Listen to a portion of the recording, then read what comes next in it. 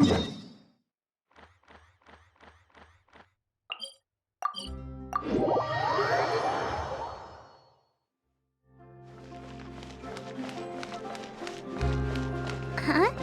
Do you also see Navia and Clorinde over there? They look like they might have run into some kind of trouble. Let's go check out what's going on!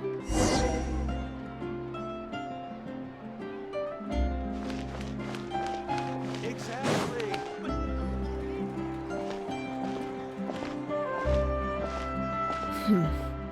Still no dice? Not at all. And I've asked pretty much everyone in the court of Fontaine already. Lynette's ears drooped as soon as she heard that we'd have to be out and about for days on end. And Fremine, he hid himself under his helmet as soon as he realized there'd be people around that he didn't know. What about Chiori and Charlotte? I feel like both of them would be more than up to it. I've asked them already, but they're both pretty busy right now. I just gave the members of the Spina a few days off, too, so I don't want to bother them either. This is getting pretty difficult. Navia, Clorinde, what's up? Oh my. Well, if it isn't my dear partners. How are you all doing? Huh. Navia? Huh? Oh, you mean... Yep, this is our chance.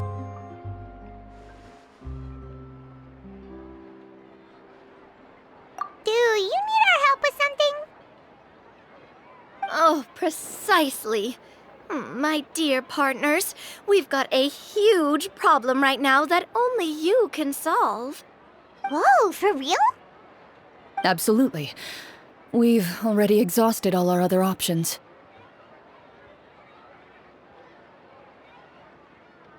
Traveler, Paimon, would you join us and play Marechaussee Hunter Judgment Day? Marechaussee what now? It's a new game script by the Tabletop Troupe, a local roleplay adventure club. Ever heard of the Tabletop Troupe?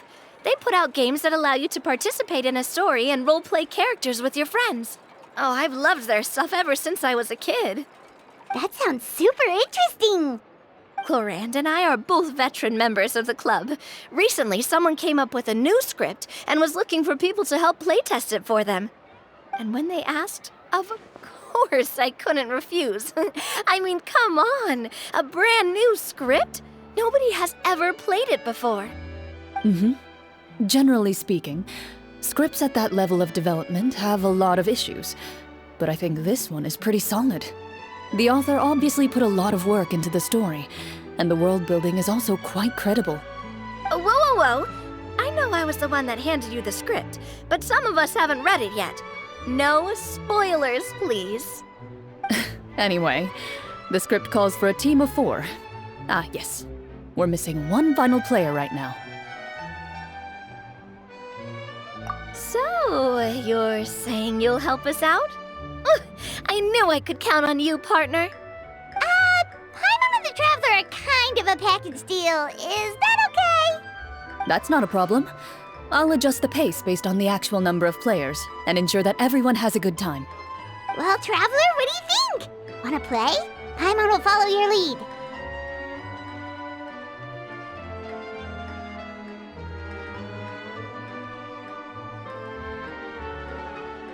Well, that solves our problem.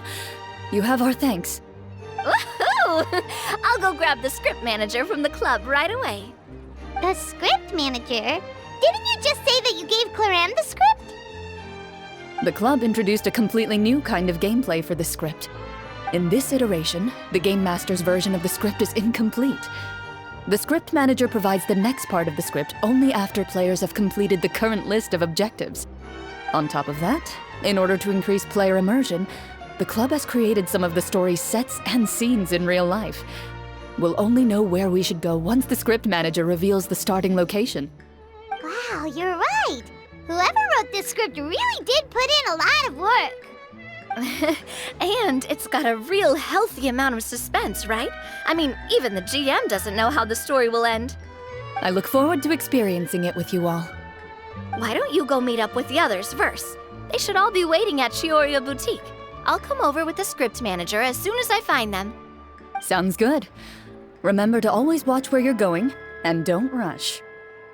You say that like I'm 6 years old or something. Let me think. What kind of character should I play this time? I just hope you'll pick up some useful skills this time. Oh, and stop trying to persuade every animal you come across.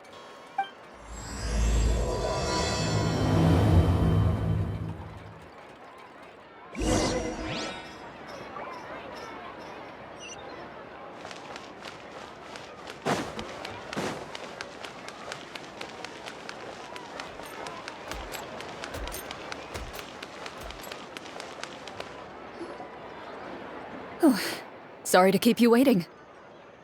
You're back! Huh? And you've got the Traveler and Paimon with you, too! What a pleasant surprise. I assume you'll be joining us for the game then? Linny, Farina! Paimon didn't know you were playing too. Are you also members of the tabletop troupe? I'm more of a casual member, if anything. I haven't taken part in many formal club activities. Lynette Fremine and I play something similar at the Hotel Bouffe Tété sometimes, but I'm usually the GM. Still, I'm sure it'll be fun being a player for the first time. I'm looking forward to it. Well, I'm not a member of the club at all. Clorinde simply woke me up first thing this morning, said there was a good script worth experiencing, and asked if I wanted in. If you're interested, I can give you a referral. That should give you a 40% discount on membership fees. I think I'll wait to see how this experience plays out first, especially when it comes to the quality of the script. If it's sufficiently fun, then I'll join. Do you participate in a lot of tabletop troupe activities, Clorinde? You could say that. She's actually one of the few senior game masters of the troupe. Right. I knew about that even when she was still my subordinate. It's nothing. Really, just a small hobby of mine. Wow. Paimon's so used to seeing you be all upstanding and intimidating as the champion duelist. It's kind of hard to imagine you role-playing with a bunch of friends. Surely you jest. I would never intentionally make things difficult for my players. I maintain a clear boundary between my professional and personal lives. The me you see at court represents the law and order of Fontaine. I put all personal feelings to the side and grant a fair duel to all who seek to defend their honor. But in my personal life, I'm just an ordinary person.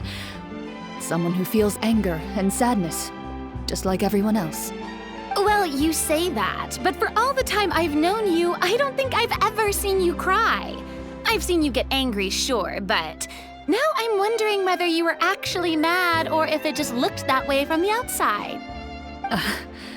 I was probably in work mode during those times. Is that so? Well, in any case, I just feel like even in your personal life, you don't get emotional very often. So you want to see me cry? That might be a little difficult. A show of anger, though, that might be something I could accomplish. No, that's not what I meant.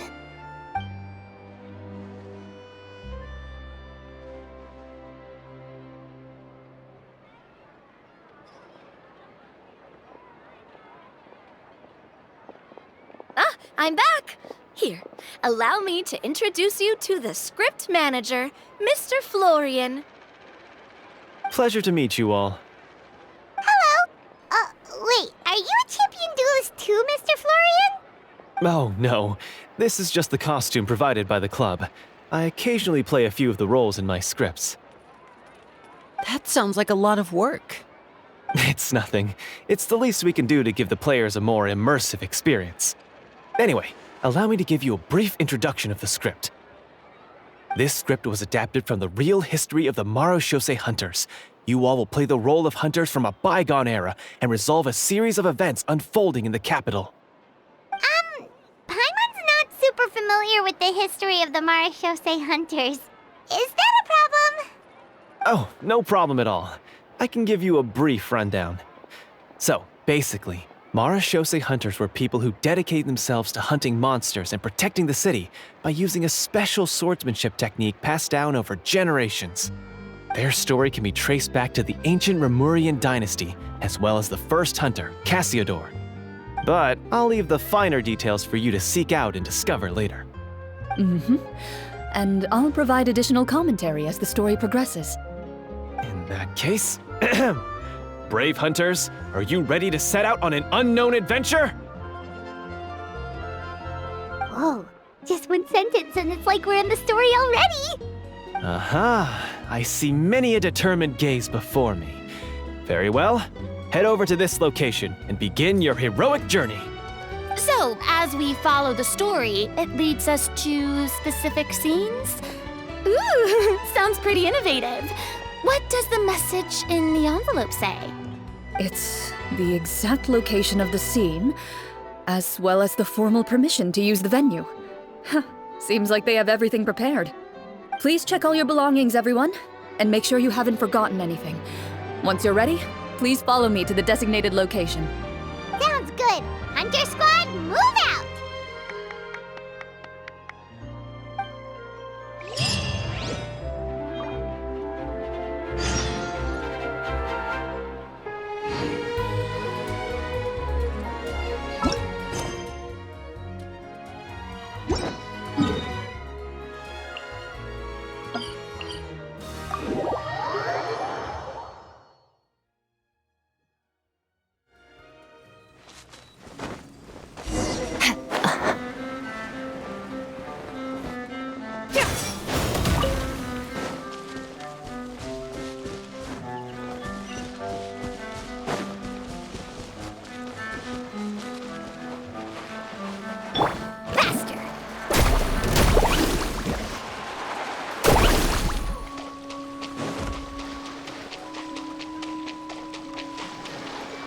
Let's ride!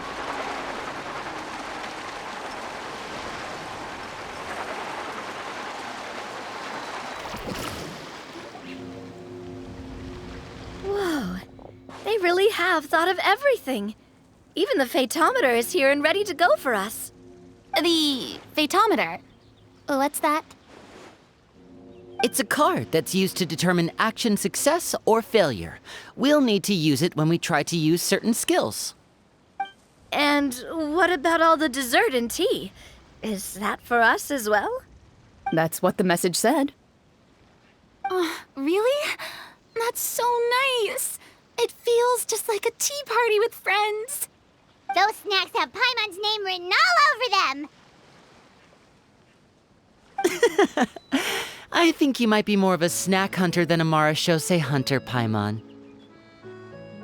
Snack Hunter Paimon reported for duty! If there are delicious snacks to be found, Paimon will track down every last one! The desserts are great, but I'm still looking forward to the story more than anything. Very fair. Then, let us begin.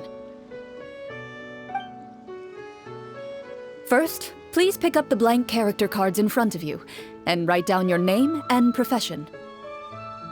You can find an abbreviated version of the rules printed on the back of your character card. If you have any questions, feel free to ask me. In this story, everyone is a Marashose hunter. To reflect this, the club has prepared a small badge for everyone. Ooh, nice! As hunters, you have proficiency in swordsmanship and fighting by default, so there's no need to allocate any additional skill points to those areas. Swordsmanship? So there's a fighting part to all of this? Paimon's not sure she can do all that on her own. Maybe Paimon can just stick with you? Why don't you share a character card then? The Traveler will be the Marashose hunter, and you can be her little floating assistant. Kinda like in real life. So, for the name, do I fill it out with the name of my character? Yep, it can be any name you like. You can use your real name too if you want. I do that whenever I get too lazy to think of a new name. Oh, so it would be like experiencing a different life, but still as yourself. That's not a bad idea. In that case, I think I'll continue to use the name Linny then. Next up is the skill sheet. You have a limited amount of skill points that you can use to learn a number of skills. The more points you invest in a particular skill, the easier it will be to pass associated checks. I'll take persuasion and investigation. Those are must-haves when it comes to missions like these. Oh, those skills sound like they'd be useful for gathering intelligence. Good idea, Navia. Just as expected of a veteran player. So, should we also take those skills then? Not necessarily. Since we're working together as a team, we could leave the negotiations to Navia and use our skill points to pick up other useful skills. For example, I think I'll take stealth and sleight of hand. That will give us more options if we run into any situations we can't negotiate our way out of. Oh, interesting. I wasn't thinking about it like that. I suppose it's not so different from an acting troupe. Everyone has their own role to play. Let me see. I'll take arts and performance. I'm not quite sure what use they'll be, but I'm not as knowledgeable about the other skills, and I'm not too confident I'd be able to roleplay them well. Well, that leaves us. What do you want to learn, Traveler?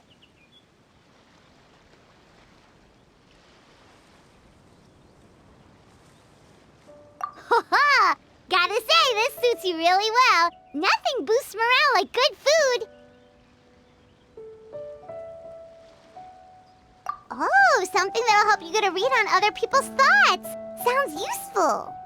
So what do you think? Are you sure you want to learn these two skills?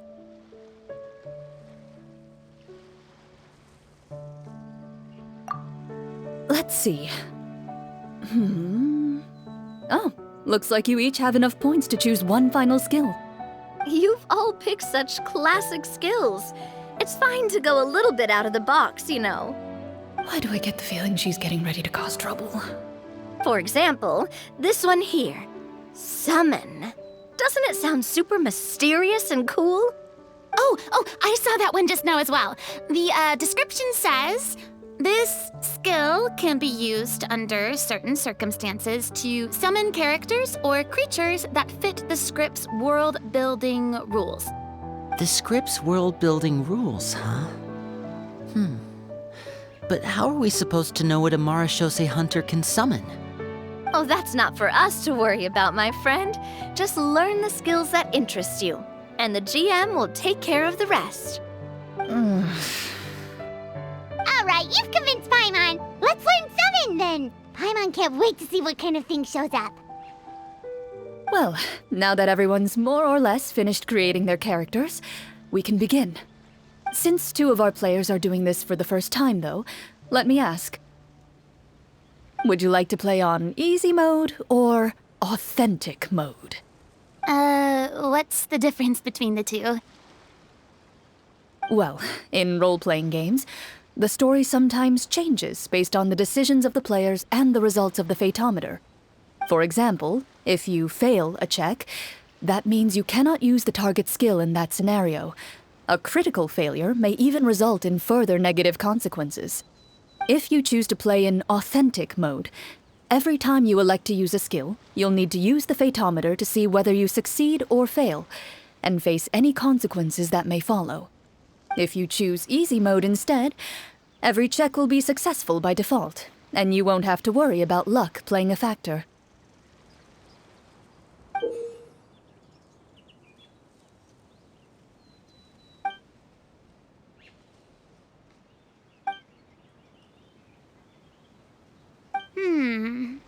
Given that I'd like to focus on the story, I suppose I should pick easy mode.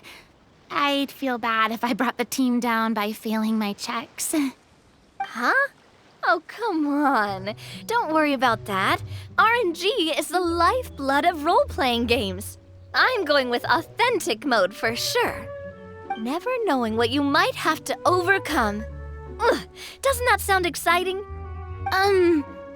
I'd rather be mentally prepared for what might happen. All right, then I'll mark down Farina for easy mode. All her checks will be successful by default. As usual, Navia and Linny will play on authentic mode. What about you, dear partner? How would you like to play? Are you sure? Trust me, you'll see the beauty of RNG. Honestly, I don't think Clorinde would make things too difficult for us no matter what the Fatometer says. Isn't that right, Clorinde? No promises. That wasn't super reassuring.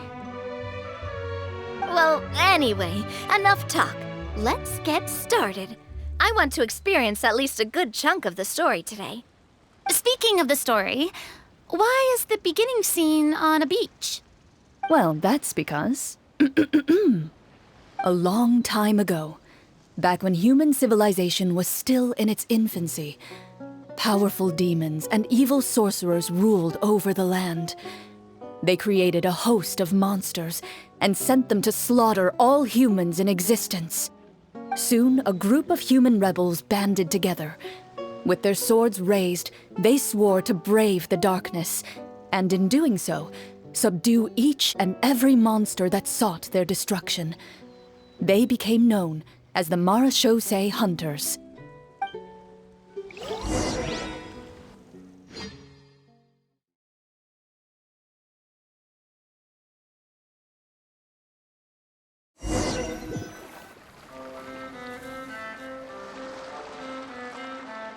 Sometime later, as a member of the Marachose Hunters, you receive a commission. Following the address provided on the message, you take a boat and arrive at this strange city. As you inhale, you can taste the slightly salty air of the docks as you begin to survey your surroundings. There aren't many people in the vicinity, but you do take note of a few others who, like you, seem to be sizing up this place. Your eyes meet, and you realize these people are fellow Marachose hunters, likely led to this location after receiving the same commission as you. You're all Marachose hunters too, right? Allow me to introduce myself. The name's Navia, monster hunter by trade and helpful neighborhood businesswoman on the side. What say you to traveling together? We can help each other out on the road. Okay, count me in. My name is Linny. I've been wandering since I was little and picked up a few less than legal tricks along the way. I was adopted by a Marachose hunter and later chose to follow in his footsteps. Is this where you introduce your character to everyone? It sounds like they've done this dozens of times.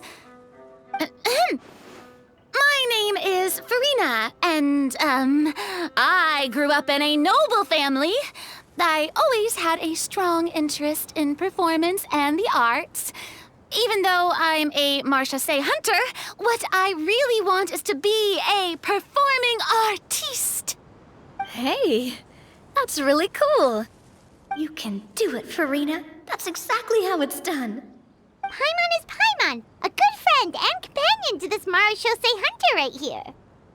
I've been studying the culinary arts since I was a child. I hope my delicious food can help boost people's spirits. That's wonderful. I'll be looking forward to your cooking during our adventures together. Well, if we're all here for the same commission, why don't we take some time to confirm what we need to do? You open your envelopes at the same time. The message reads, "To the honorable and trustworthy Marachose hunters, our kingdom is currently facing a grave crisis. The lands outside the capital have been overtaken by monsters, and our people are being led astray by forces of wickedness. We beseech you, please help us resolve this crisis and return peace and stability to our home." Huh. The layout of this city looks super familiar. It kind of reminds Paimon of Mondstadt. The scriptwriter must have used a real-world city as a reference when coming up with the map.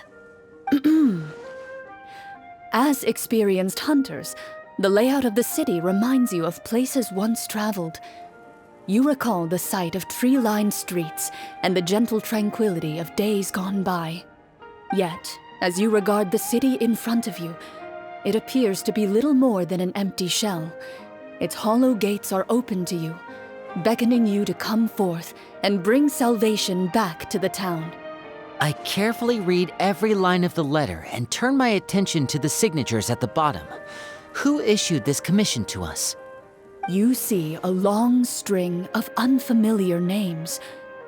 It would seem that many of the residents of the city issued this commission together. They sensed that things were not right within the kingdom and sent a distress signal to the outside world. In that case, why don't we take a walk around the city and see if we can learn anything from the local residents? Oh, good idea. We might be able to get some leads on the monsters and bad guys we're after. You look up and see a tavern nearby. It appears to be open for the day. Why don't we go check out that tavern? If the novels I've read are anything to go by, taverns are usually full of information.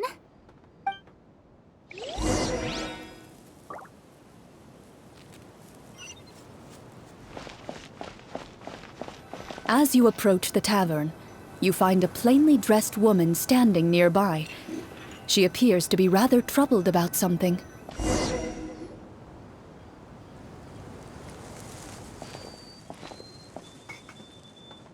Greetings, friend. Lovely weather we're having today, don't you think? Oh, hello. I suppose you're right.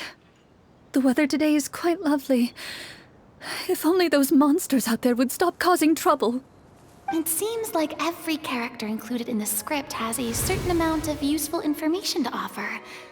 If we keep asking questions, we might be able to get some good leads. Oh, come now, don't be sad.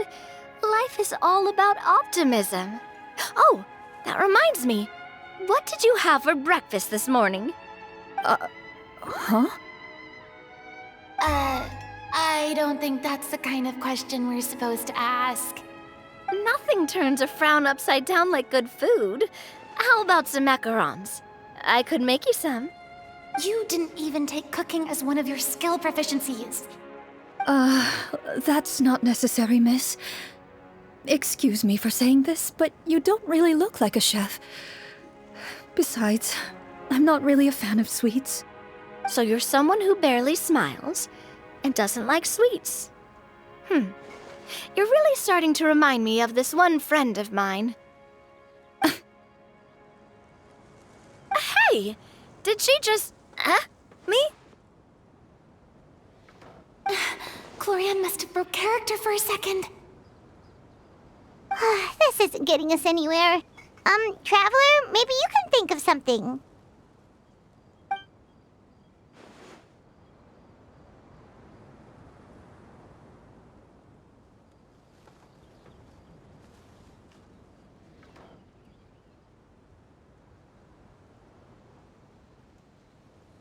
Are you sure? In that case, please refer to the fatometer.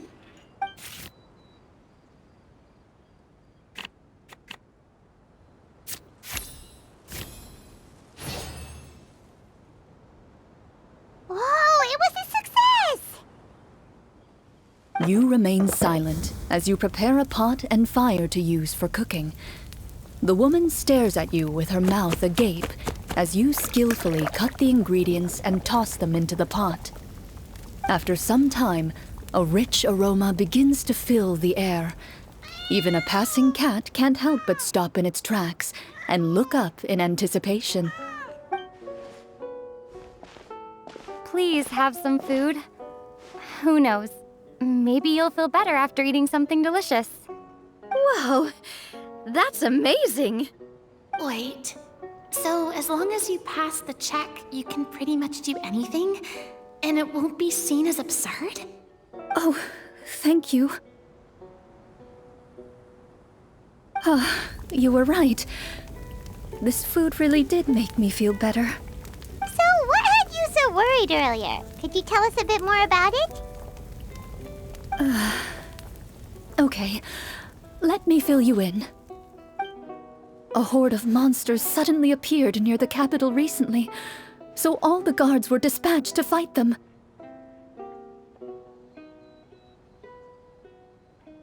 Do you remember when those monsters appeared? I'm not completely sure. All I know is that my husband was dispatched to fight them 3 days ago. Do you know where he was sent? It all happened so fast. When we said our goodbyes, he couldn't even tell me where they were sending him. You have our thanks, friend. We'll find and defeat those monsters as soon as possible. We sincerely hope your husband will be able to return to your side soon. Thank you. Don't worry. We'll find him. Just try to remain optimistic and wait for good news. We don't always get to choose what happens to us. But we do get to choose the little things like what we eat and how we respond to the things life throws our way. I hope that one day you too will recognize the power of something as small and inconsequential as a delicious dessert. I'll do my best. You bid farewell to the woman and continue your journey further into the city.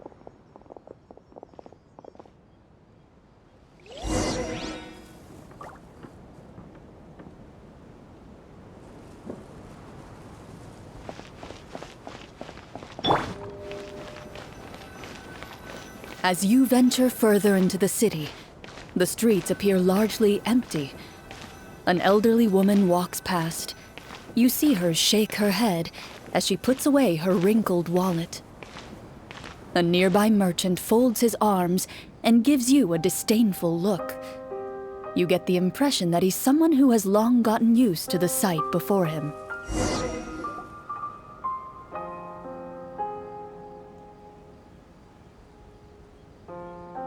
Although he doesn't seem very friendly, merchants are usually a good source of information, right? Pardon me, sir. I'd like to ask a question if I may. That depends. How much are you willing to pay? How about this much? What do you take me for? Some lowly beggar? You can't even buy half an onion with that amount. Surely an onion can't be that expensive, right? What do you know? War's nearly upon us. Everything costs several times what it did before. If you're not gonna buy anything, then scram. Whoa, what a nasty guy. Maybe we shouldn't even bother talking to him. But he still might have information we need. Traveler, can you think of something?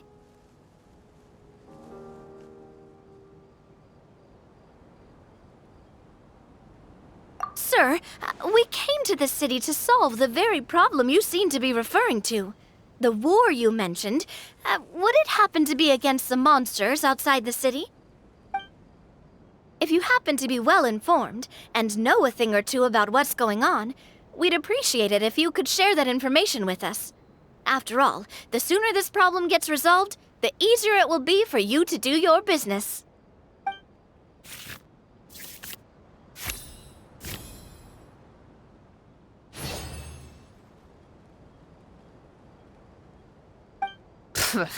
Well, things are basically as you said, young lady. Those monsters are camped outside the city, and they've been destroying all our trade routes. We have limited reserves within the city, so if this continues, we're all gonna be in big trouble. Wait, you're saying no one has put a plan in place to distribute supplies or maintain order? We could all starve, and those nobles in the palace wouldn't even break a sweat. Who knows? Maybe they've been in cahoots with the monsters all along. That is concerning. All right. That's all the information you need, right? Off with you now. I've still got business to do. You know, if you smiled a little more, you'd definitely get more business. And I bet that would make your life just a little bit sweeter. I'm not saying it's guaranteed to work. It's just a tip.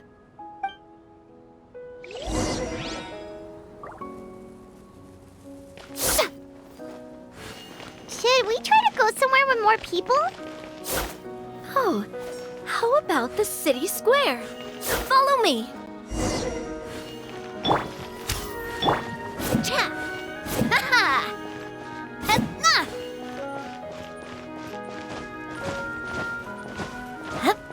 Before you lies the city's central square.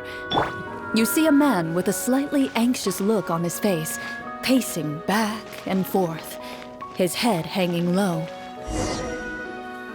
He doesn't seem to notice your approach. Still immersed in his own thoughts, he shakes his head and lets out a long sigh. This guy seems promising enough. Maybe I can get some information out of him. Hello, sir. Is there anything I can do to help you? Wait, you're... I'm... Oh, dear goodness! You're a Marashose hunter! You recognize us? Ah, are you one of the people who wrote the commission letter? Yes! Oh, I didn't expect you to actually come! Oh, what great news! The city is saved! What happened here? Alas, we once lived comfortable, carefree lives. This city used to be free of monsters. The first Marashose hunter, Casiodor, the Golden Hunter, he was the one who drove them back. However, monsters have once again surrounded the city. Perhaps the seal that kept them at bay has lost its power. Or perhaps an evil sorcerer has been meddling in our affairs. All I know for sure is that their return has stripped the city of any chance at peace. Are there not enough soldiers to drive them out? It's not a question of numbers. The guards simply have no idea how to deal with them. Most people my age have never even seen one of the monsters, much less been trained to fight against them.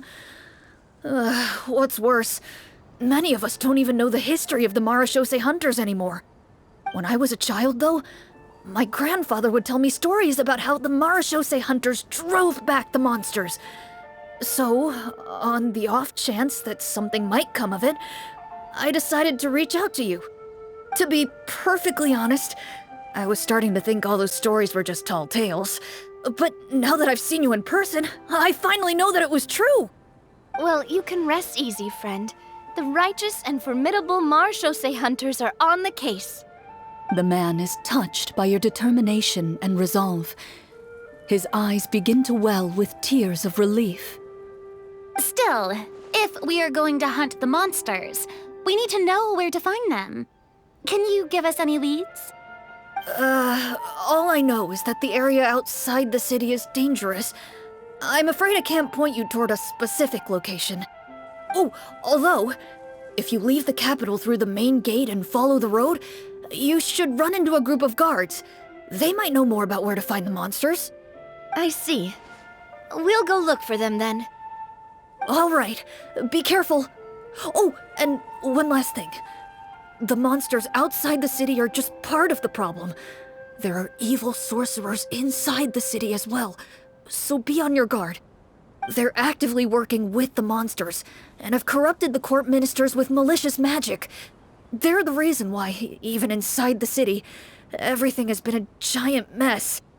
Even one of our kindest ministers has turned into a boorish and unreasonable figure, interested in nothing but enacting laws that exploit the people. Who knows how much longer we'll be able to go on like this. Talk about being stuck between a rock and a hard place. I feel bad for him. Maybe we should try to cheer him up?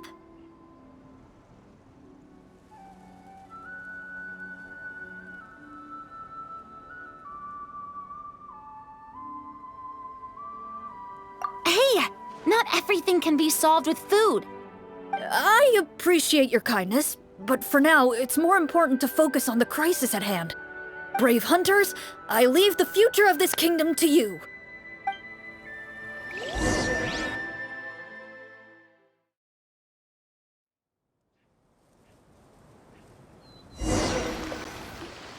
If I understood correctly, there are currently 2 problems in the kingdom that need solving, right?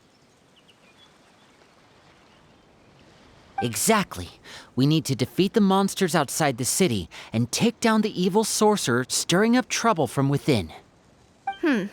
But which problem should we tackle first? Well, this seems like a good moment for a break. Take some time and discuss what you want to do. Let me know when you've made your decision. I really didn't expect the people in the city to keep us at arm's length like that. I totally thought the hunters would be treated like heroes. Well, Clorinde said the script took cues from the real history of Fontaine, right? Maybe the real-life Marushosei hunters were also treated like that. I wouldn't say it's a perfect representation of history, but there are definitely some similarities. Would you like to hear more about it? Sure. As long as it doesn't spoil anything in the script. You brought up bits and pieces of the hunter's history before, but it was all in passing. Paimon wants to know too! The hunters were super powerful, right? Were they all from a special line of supernatural beings or something? Kinda like the yokai in Inazuma? No. All Marashosei hunters were ordinary mortal fighters. The only thing that set them apart were the special sword techniques passed down over the centuries. Huh? So you mean anyone could become a Marushosei hunter? In theory, yes. All you would need to do is survive the rigorous training and master the swordsmanship techniques required to fight the monsters. Still, most people dropped out at the early stages, and others called it quits the minute they saw a monster in person. To become a hunter, you must be strong in both body and mind. What kind of monsters did the hunters fight exactly? Oh, and the evil sorcerer the script mentions. Did they exist in real life too? The land of Fontaine once played host to an ancient dynasty known as Rapperia. After that dynasty fell, monsters began to appear, intent on obstructing humans from establishing a new social order. One of the ancient sorcerers of Rapperia used his power to assemble a formidable army of golems. He sought to use that force to establish himself as king. Now wait a second. Don't tell me that guy was the inspiration for the evil sorcerer in the script. We still haven't found any in-game information on him yet. So, why don't you talk about someone else for now?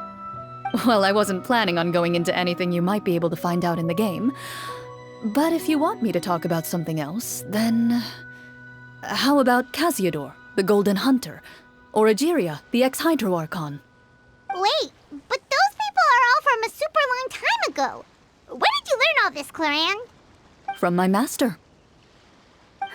By master, you mean Miss Petronia? Is someone you know?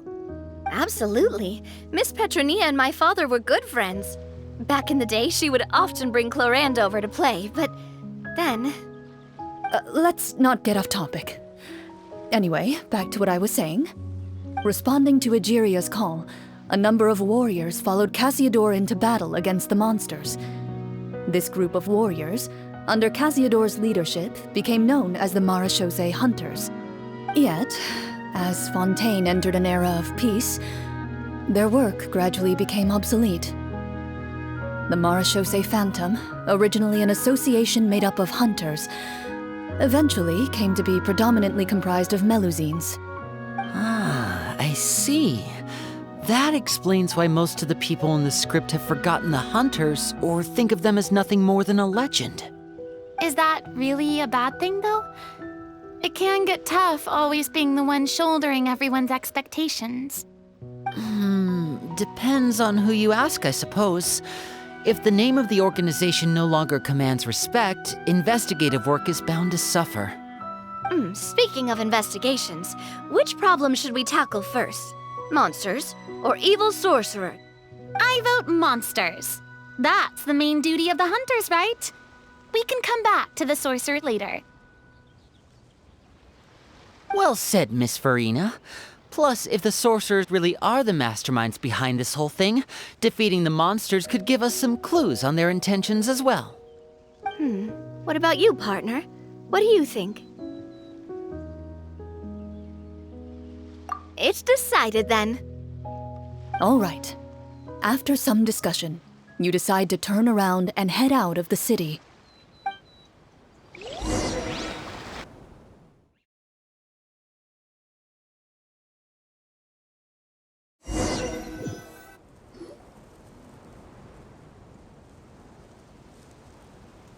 Let's take a look around, like that guy said.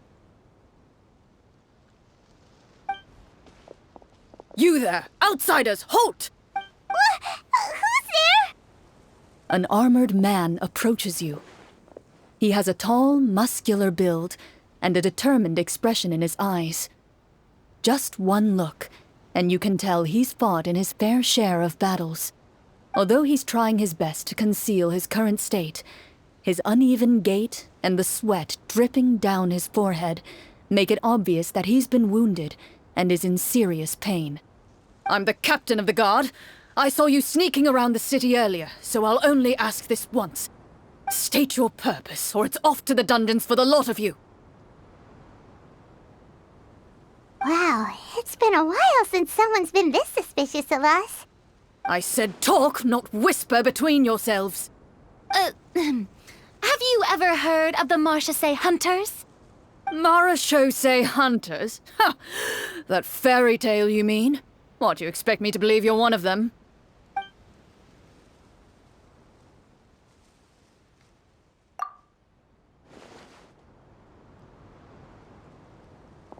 Sir, we were indeed in the city earlier, but our purpose was only to gather information on the monsters.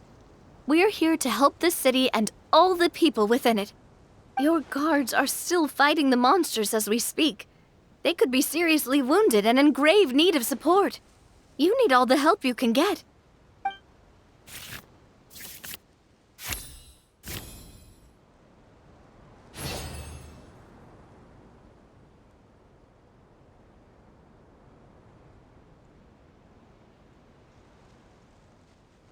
The man regards you with doubt and concern. After a period of inner struggle, he lets out a long sigh and informs you of the locations where the monsters have appeared. Those monsters aren't easy to deal with, but if you insist on going, I won't stop you either. I just hope all the guards will be able to come back to their families alive. I wish you the best of luck.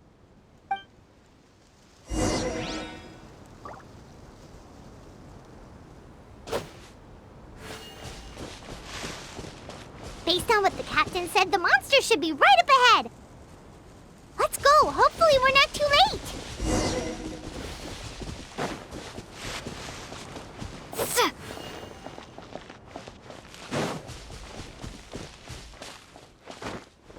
As you approach the battlefield, you see numerous people lying by the side of the road. They appear to be dressed like guards. Their faces are filled with desperation and terror. Some are screaming and cursing in vain, as if still trying to banish the monstrosities they saw from their minds.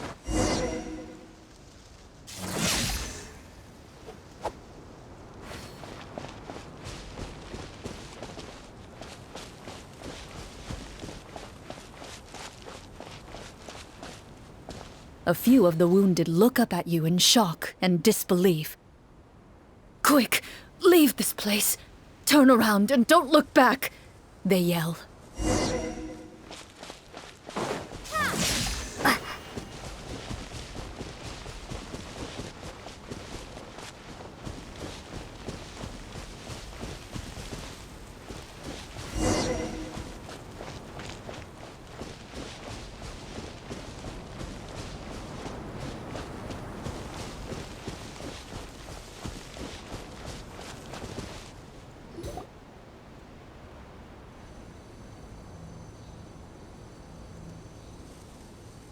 This is the place he mentioned, right?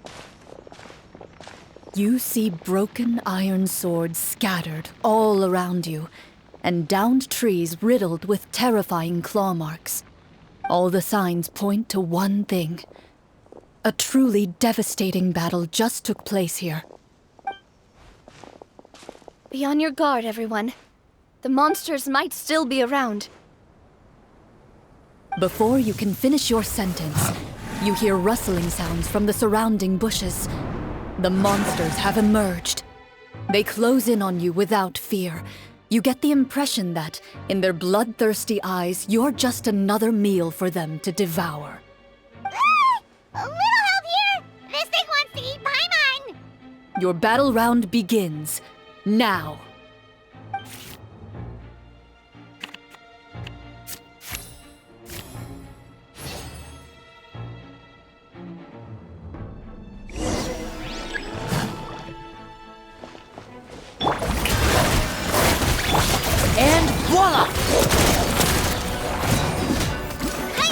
The next battle round begins now.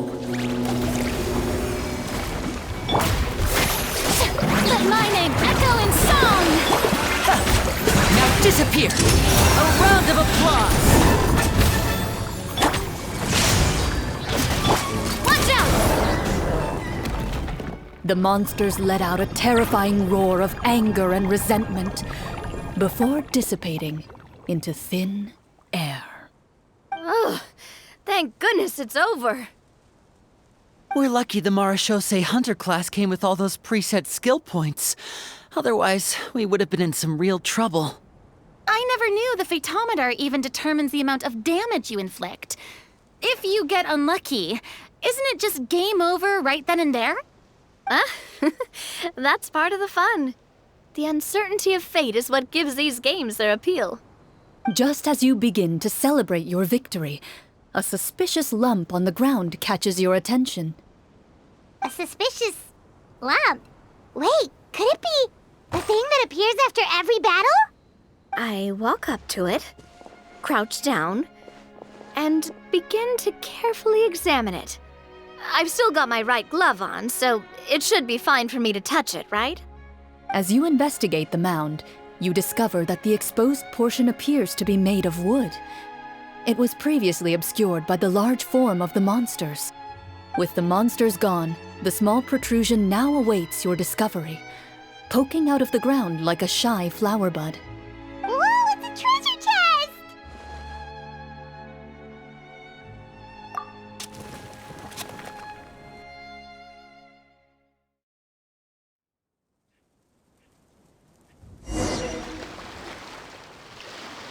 With everyone's help, you successfully excavate the wooden chest from the ground. Even without opening it, you can tell from the mora and jewels scattered around the chest that it must contain quite the fortune. Makes sense. We worked hard for this. Let's open it and we can share what's inside. I can understand your excitement, Paimon, but think about it. Doesn't it seem like there are people out there who need this treasure more than us? Yeah. Think about all the people suffering in the capital, or all those guards who got hurt fighting the monsters. Wouldn't it be better if we gave the treasure to them? Wait, is that how it works? Paimon thought since we were the ones to dig it up, we could just take it for ourselves. Well, let's put it this way. Any decision you make during a role-playing game can impact the future course of the story. But would the people really believe us? It's hard enough for us to prove we're Marashose hunters. What if they think we procured the treasure illegally? They might get even more suspicious of us. That's definitely something we should consider. Maybe we can come up with an explanation in advance. Well, if donating it could cause that much trouble, why don't we use it to buy some gear and fill up on good food? Then we'll be ready to fight even more bad guys. Looks like you're facing a difficult choice once again. Well, it's getting late. Why don't we call it a day for now? Wow, where did the time go? I'm not sure if it's because I'm having so much fun with you all or because the story is particularly enticing, but I feel like I could almost keep going. Hear, hear. Ooh, how about we play through the night? I'm not sure I'll have enough energy for that. Yeah, that won't work for me either. Lynette will give me an earful if I get home too late. I understand how you feel, Navia, but we have to change venues for the next part of the story anyway. Huh? Another location? There's a special note for the GM at the end of this section that says to proceed to an indoor set for the next part of the script. Whoa, they really pulled out all the stops for this new script. Well, even if we end the game for the day, we can still stay a little longer and hear Clorinde finish her story, right? Paimon wants to hear more about the history of the Hunters. Something tells me you just want to finish the free desserts before we break for the day. That's just a coincidence, okay? Besides, to Paimon, not finishing free food feels even worse than having to buy her own. And anyway, Paimon really does want to hear more about Clorinde's master. Well,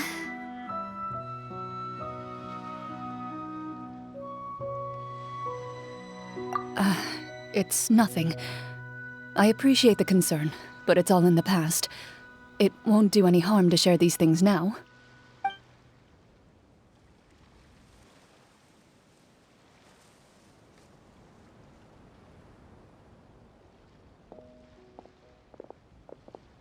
My earliest memories are of living with Master. According to her, she saved me from certain people of ill repute. My birth parents had left me behind some time before that. What a heavy beginning for a life story. Master was a fascinating individual, if inexperienced in the ways of raising children. My first ever toy was a short sword.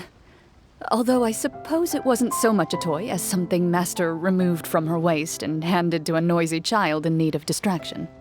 Oh, wait, so she handed an actual sword to a child? Isn't that dangerous? Did you hurt yourself? Of course I did.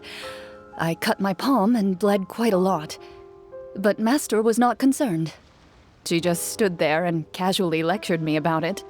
See, that's what you get for not holding the sword properly, she told me. She then crouched down next to me and said, "Give me your hand. I'll teach you to bandage this wound. After that, it's time to learn how to truly hold a blade." Excuse me for asking this, Clorinde, but how old were you exactly when all this happened? Probably around, 3, give or take. 3? Isn't that when most kids are still struggling to hold a fork? As I said, Master was rather inexperienced in the ways of raising children. She believed trial and error was the best way to teach a child what they're capable of. I'm not so sure this is a question of experience. I didn't see anything wrong with her ways at the time. And anyway, children don't get to choose how they're raised. Oh, she did bring me back a pet from Liyue once. It was a Geovishap hatchling. A Geovishap hatchling? For a pet? That seems even more dangerous. What she said was this: make sure to get along, you two. If you really can't agree on something, just settle it with a fight. Whoever loses is the real pet. And how old were you when this happened? 5. Well, did you win? No, I lost. So you're saying you actually became the Geovishap's pet? Yes, but only for a week. By the end of that week, I defeated it in combat, and we've shared a cordial relationship ever since. That really doesn't sound like the kind of childhood someone should have. Later on, I gradually understood that Master most likely didn't know any other way to raise a child. She was a marechaussee hunter, but I never heard her bring up her own parents. Thanks to her, I learned how to navigate the forest by the age of 6, and could hunt monsters in the wild by myself the year after that. Even though the training she subjected me to was strict, she always made sure to take me traveling when she had the time. We met many of her friends during those days. That was also how I met Mr. Callis and his family. I still remember the first time we met. You were too scared to join our picnic and hid behind Ms. Petronia the whole time. I still hadn't really met many children my age at that time, so I didn't know how to interact with others. After that, though, you started coming over a lot. You loved challenging people to shooting competitions, remember? I don't think many members of the Spina ever beat you in one of those. I had a lot of fun during those days. I enjoyed them too. Oh, do you remember that one time we went exploring around the Spina together? We overheard Papa call your master Fontaine's Protector of Justice. We tried to pretend like we never heard anything, but you nearly let it slip that one time.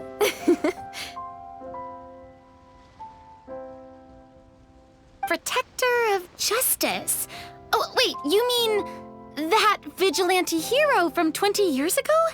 The one who is always active at night? Yep, that would be her. She often would put on a black cloak and go out at night.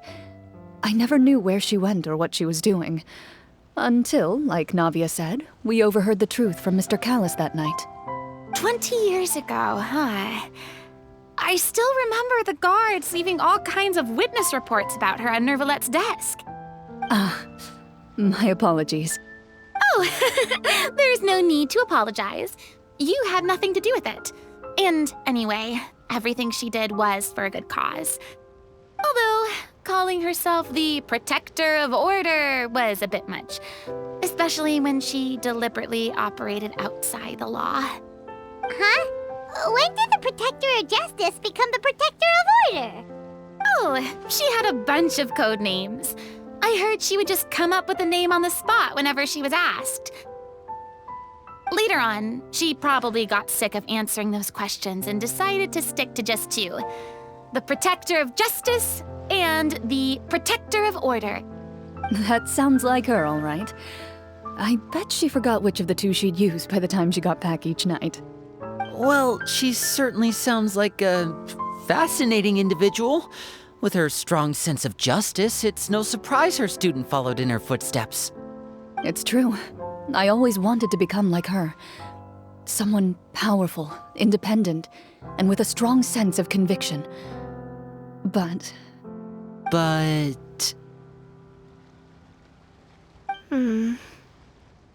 She suddenly disappeared the night I turned 10 years old. Disappeared? What happened? I have no idea. She didn't even leave a note. I was never able to find out where she went.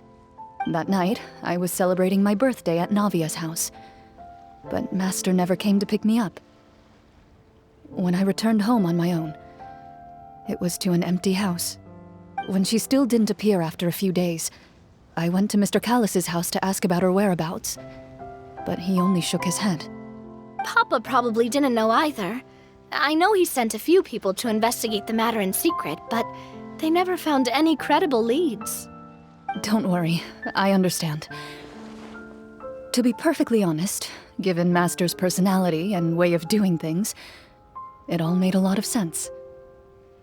If I had to guess, I'd say she probably used it as an opportunity to force me to become independent. Just like how, when a litter of kittens reaches a certain age, the mother willingly leaves them behind. Were you upset, Clorinde?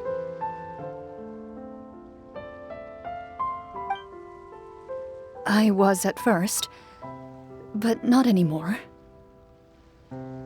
I don't believe Master would suddenly disappear for no reason. There must have been something she just had to do.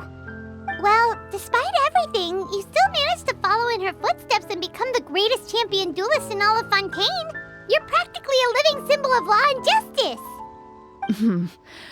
I suspect my position would be far too by the books for her. Master always did whatever she pleased. But you're right. I suppose I do take after her in some ways. Who knew Clorinde had such an interesting past? I never had the chance to ask her about it before. And I wonder, if Clorinde's master were the champion duelist back then, would that duel against Mr. Callis have gone differently? Oh no. Judging by the atmosphere, Clorinde and Navia are probably thinking something similar. The mood just got super awkward all of a sudden. Well, anyway. Would you look at the time? It's getting dark, so we should probably call it a day for real this time. If we keep talking like this, we really will be here all night. I had a great time today, Miss Clorinde. Thank you for being our GM. Anytime. The script was good, but I've got to say, your childhood stories were even better. Hey, you should tell us more about that fight against the Geo-Bishop sometime. Maybe your master was onto something. You could be right. What does she mean, onto something? I certainly don't know any 5-year-olds who want to fight a bishop in their spare time. Guess I'll head back as well. I need to save my energy if I want to continue enjoying the story tomorrow. You're that excited to hear about my fight with the bishop? I was talking about the script.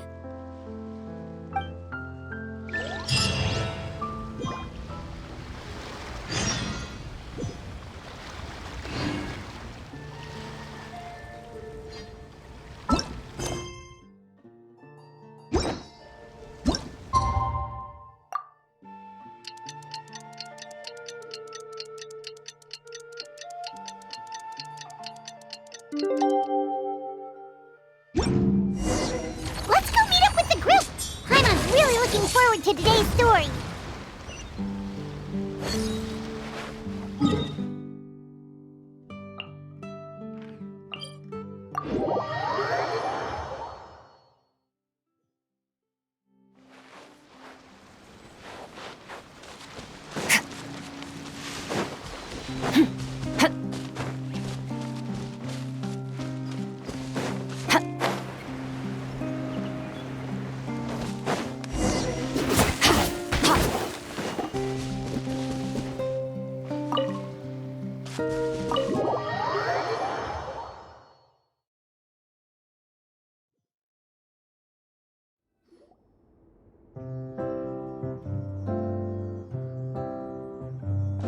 Looks like everyone's here.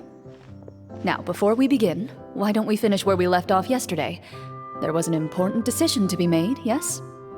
I'll pour everyone a cup of tea. Is that really the most important part, though, Clorinde? Paimon's more concerned about our current surroundings. Heavy walls, cold railings, dim lights. This is obviously supposed to be a prison. I admire the work put into the set. Still, it's obvious the scriptwriter has never paid a visit to the fortress of Rapperia. So the set is going to be a part of the script? Unfortunately, that is something I can neither confirm nor deny. Anyone think Clorinde's smile is starting to look kinda scary?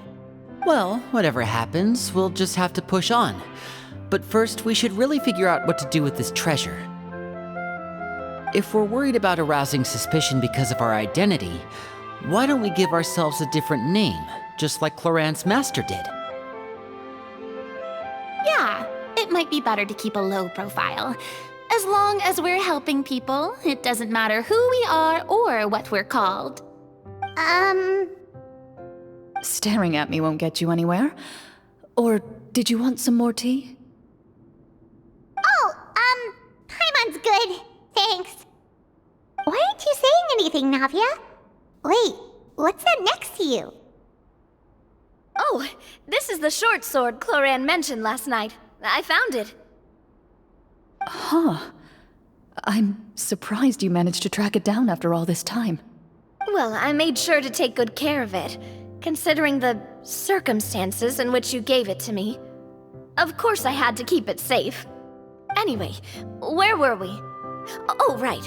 I was just thinking about all the potential ways for us to break out of prison.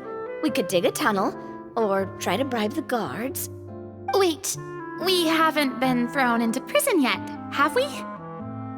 Well, it's only a matter of time. It pays to be prepared. Just like how you should always have an umbrella on hand, even when it's sunny. All right, Paimon's made up her mind. Let's just give the treasure away. Paimon may have wanted to keep it, but if it's going to land us in prison somehow, Paimon will be too upset to enjoy her snacks.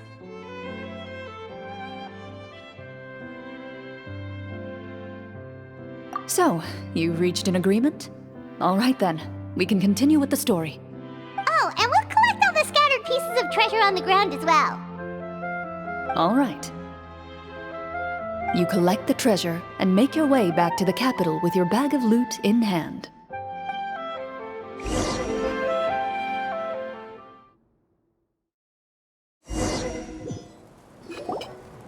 The city is still shrouded in a gloomy, oppressive atmosphere, but your spirits are surprisingly high. In places where sunlight struggles to reach, you generously share your wealth with the children, the elderly, and the poor in urgent need of help. Thank you, kind soul. The elderly woman's look of gratitude follows you, as you walk away, her eyes never leaving your back until you move entirely out of sight. However, there's still quite a bit of Mora remaining. It appears you haven't made much progress. She's probably trying to tell us to speed this up. We need to hurry up so we can address the sorcerer problem. Should we go find that man again at the square? He seemed like a pretty responsible guy. I'm sure he knows the people here far better than us. Oh, good idea! Just as you start to make way to the square, intent on finding the man again, there's a voice.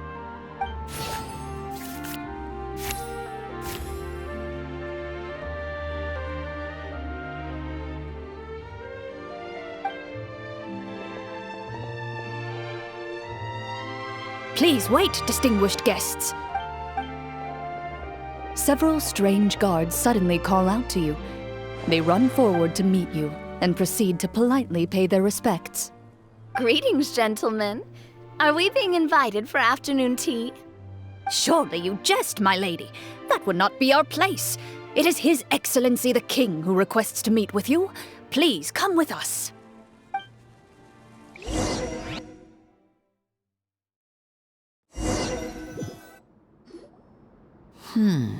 Do you think this could be a trap?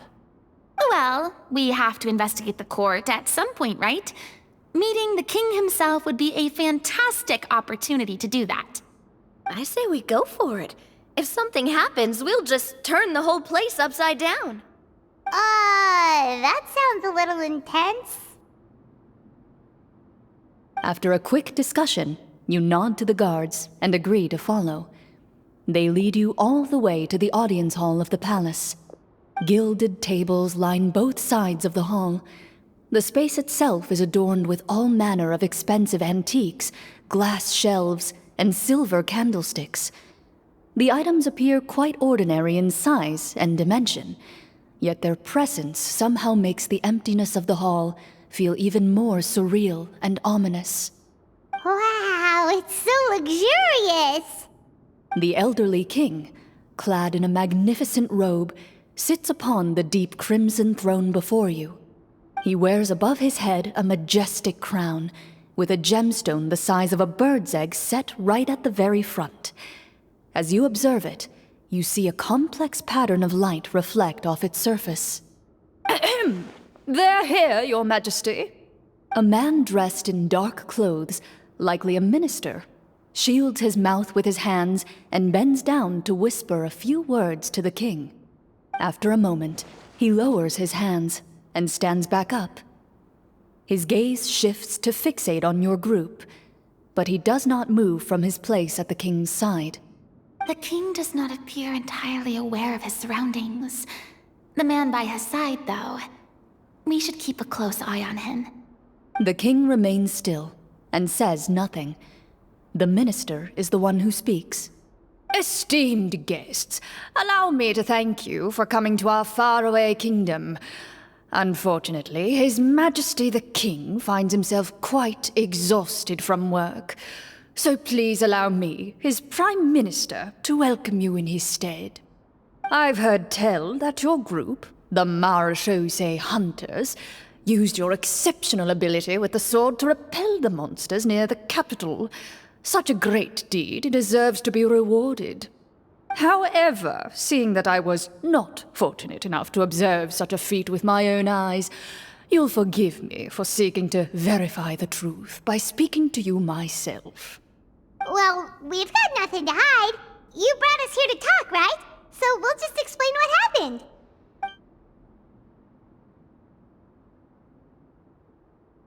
The golem's blades were so powerful, they could cut down trees in a single swipe! It took a lot of effort to defeat them, even for trained swordsmen like us. Well, that was enough details, right? Believe us now? Your account does indeed match those of the survivors. Since you were the ones who defeated the monsters, that must mean you are also in possession of the treasure they stole?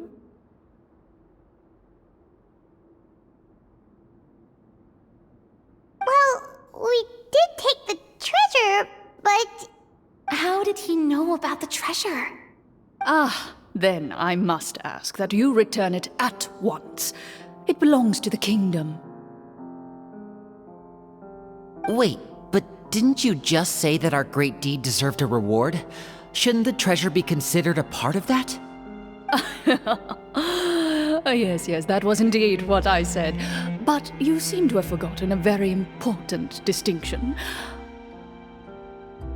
Only that which is freely given by the king can be considered a reward. Taking the rightful wealth of a kingdom without said permission, on the other hand, is a crime. But that's completely unreasonable. Yeah, that makes no sense! If it weren't for us, the treasure would still be buried underground somewhere! Maybe so, yet the fact remains. You tried to dispose of the treasure without reporting it to the court and without receiving permission, yes? What, no answer? Surely you're not insinuating that you, a group of legendary marechaussee hunters, sought to take the treasure for yourselves? Well, what about the king? Is he just gonna let this guy talk for him the whole time? Clad in his magnificent robe, the king remains seated, with his hands resting on either side of the throne. His posture is rigid and unmoving. He stares forward with an empty look in his eyes, completely unmoved by the events before him. From the look of things, could the Prime Minister be the evil sorcerer? Or could both the King and the Prime Minister have fallen under the evil sorcerer's control? I would like to observe the number of guards stationed in the hall. The guards in the palace appear fully armed, their expressions solemn. Sensing the tense atmosphere in the room, they stand at the ready, each with a hand placed upon the hilt of their sword, as if prepared to draw their weapons and surround you at a moment's notice. Well, there goes my plan to turn the whole place upside down, I guess. It appears we've been visited by nothing more than a group of ill-intentioned imposters. What a pity. Guards, take them away and throw them in the dungeons. Before I decide your fate, however, I must first determine whether you have any accomplices outside the court. Can't we try to slip away? Or maybe start some kind of riot? But if we try to fight the guards right now... Don't worry. At least we figured out who's behind all this. Let's just play it by ear. If you're scared, Paimon, just hold my hand.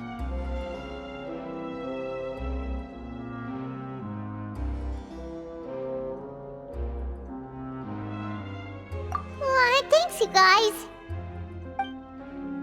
You allow yourself to be led away by guards surrounding you on both sides. It's only when you begin to feel drops of water falling from the dungeon ceiling and smell the stench of death and decay all around you that you finally realize you've stepped into a completely different world. Stay here and don't try anything funny. The guards lock the cell door and leave without looking back. Wait, sir! Your voice echoes through the dark hall, but the only response you receive is the sound of water dripping from the ceiling. No! What should we do now? Carve out a new path of fate with our own two hands, of course. I draw my weapon. You reach toward your waist, but find nothing there. You now recall that your weapons were confiscated before the guards locked you in the cell. The bag of treasure along with them.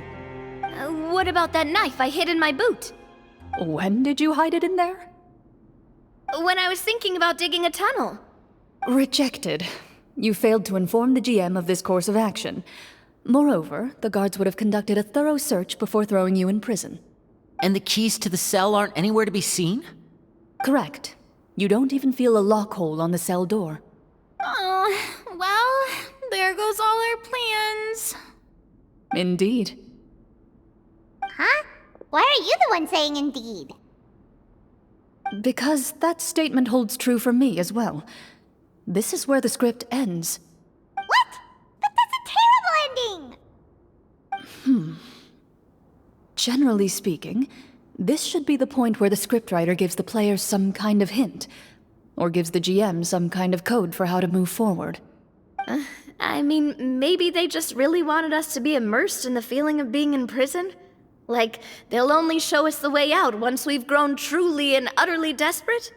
That is a possibility. If only there were desserts and tea in real prison. Oh, wait, guess it's kind of how the Fortress of Meripede works if you're lucky. Oh, before I forget, Navia, the short sword you had with you earlier. I took a closer look, and the craftsmanship doesn't appear to resemble anything from this era. If I remember correctly, that style was last in vogue several hundred years ago.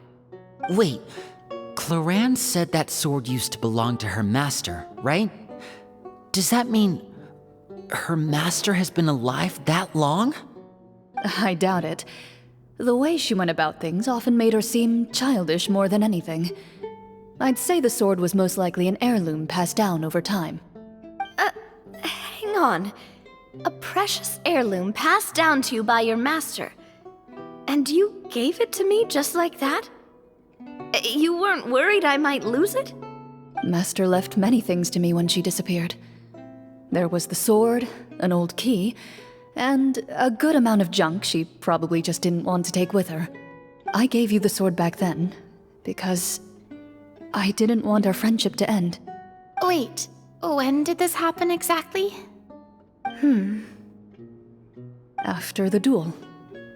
Between Mr. Callis and myself. Before that, Clorinde would have meals with us and even stay over at the Spina some days. She was on great terms with Papa as well. After the duel, though, there was a period of time where we simply didn't know how to face each other. She entrusted this sword to me, and never came back. We were both sad, and conflicted, and totally overthinking everything as a result. Whenever I looked at this sword, I couldn't help but wonder if Miss Petronia had never introduced us to each other at that picnic. Maybe part of the sadness I was feeling could have been avoided. Back then, it felt like I hadn't just lost a father, but a close friend as well. No one can change the past. The most important thing is that you two found your way back to each other and can enjoy things like this together. Yep, you're right. I'm sorry, you two. I didn't mean to bring up any sad memories. Think nothing of it. No one here is at fault.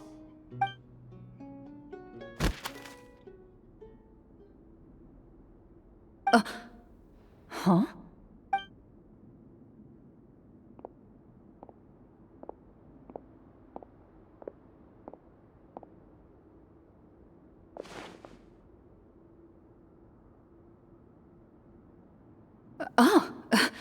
Looks like the next part of our script is here.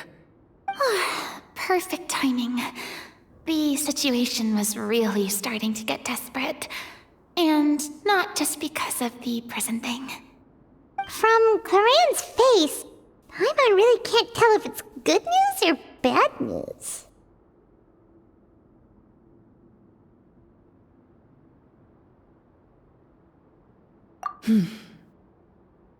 Water continues to drip from the ceiling.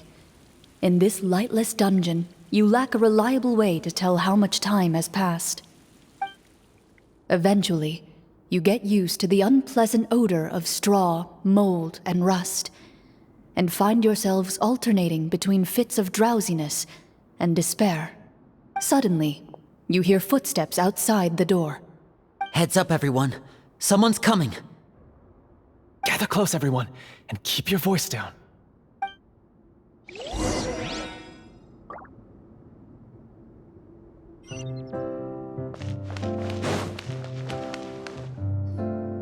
Who are you? I work as a guard in these dungeons, but my true identity is the same as your own. I'm also a marechaussee hunter. Huh? Shh! I've already sent away the other guards, but if we make too much noise... I understand, but how can we be sure we can trust you? The king has issued a formal decree. In light of the irrefutable proof of your crime, you're to be executed before tomorrow's sunrise. If you want to escape, it has to be now. Executed? We barely did anything! Monsters appearing at the same location as the treasure. Could this entire thing have been a trap? There will be time for speculation once we're out of here. As for my identity, I have no way to prove that to you just yet. Infiltrating the capital was difficult, and finding a chance to speak with you has taken a lot out of me. I could go on, but I think we can all agree that now is not the time for details.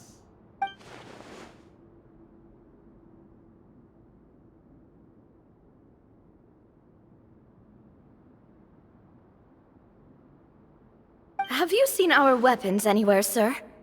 Don't worry, I brought them with me. They're just behind the door. Still, these weapons alone won't be enough to defeat the true enemy behind the scenes. His faction is too powerful. The guards are all under his control, and he's even stationed a number of golems in various rooms throughout the palace. To defeat him, you must find a secret vault. It is said that within that vault, the Marachose hunters of the past left behind a treasure with the power to defeat the sorcerer. You're not coming with us? No, I'll remain in the dungeons to deal with the guards. I'll try my best to distract them so they don't go after you. As long as my identity is not revealed, I'll be able to aid you when the final battle comes. In that case, please stay safe. Thank you for your concern. I will do my utmost. As for the location of the vault, here, this map should lead you there.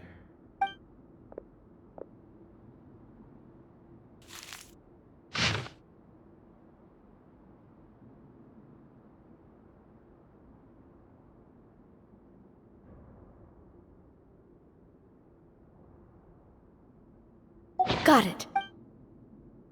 All right, once I open the door, remember to stick close and refrain from making any noise. I'll lead you out of here as quickly as possible.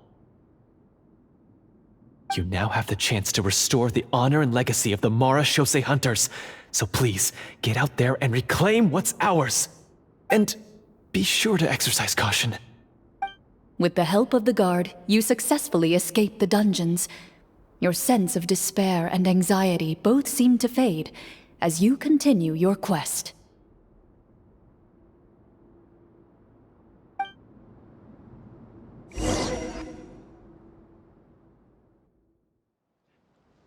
Wait, we didn't get to use our skills at all while we were in prison. Who knows when we're gonna get the chance to use that cool summon spell? That is a pity, but we can only continue to move forward.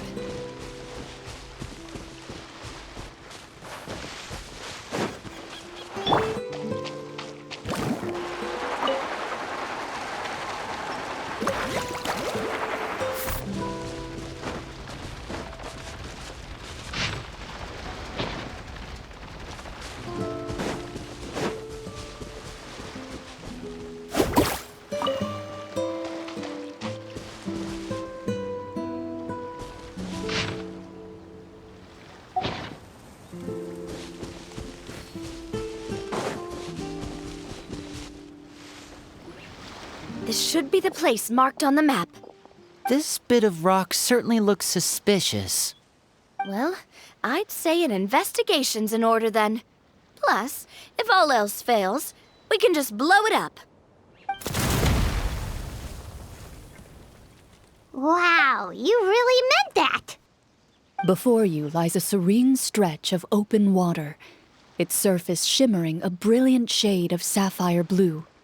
Well, guess this means it's time for a swim!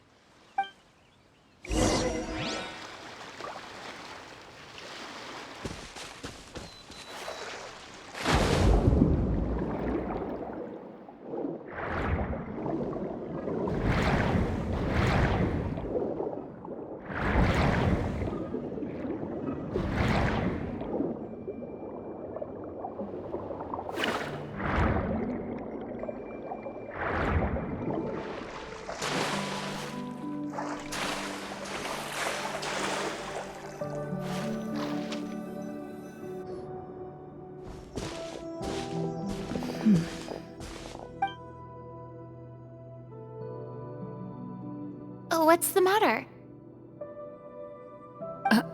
It's nothing. As you step into the cave, you find yourself in an eerily quiet space. Before you lies a narrow passageway that appears to trail off endlessly into the distance.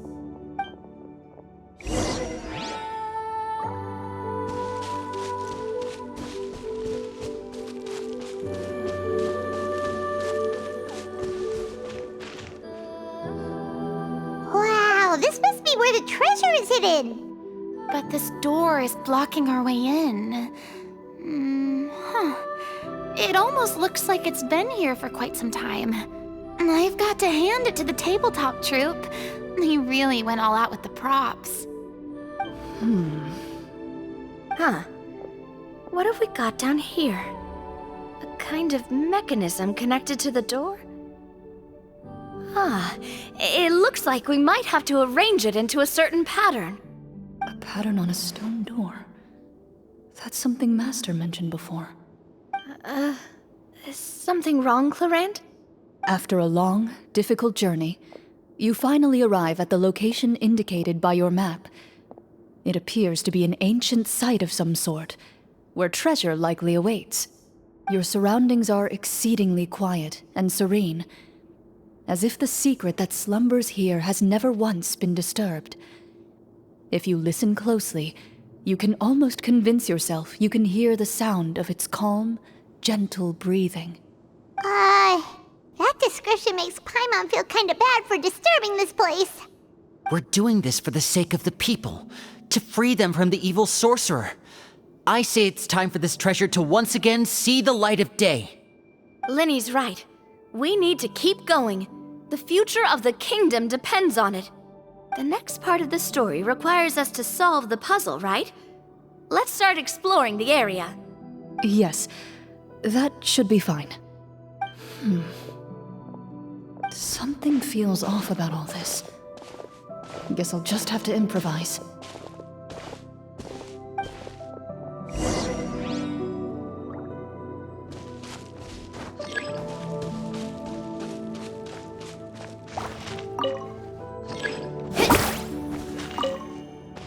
Need a surfboard?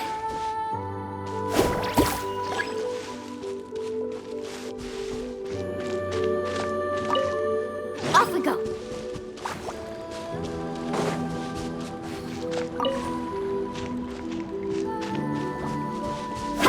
Ha! I found something.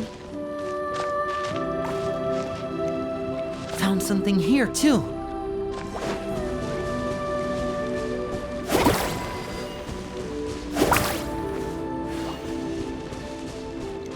Off we go. Same here.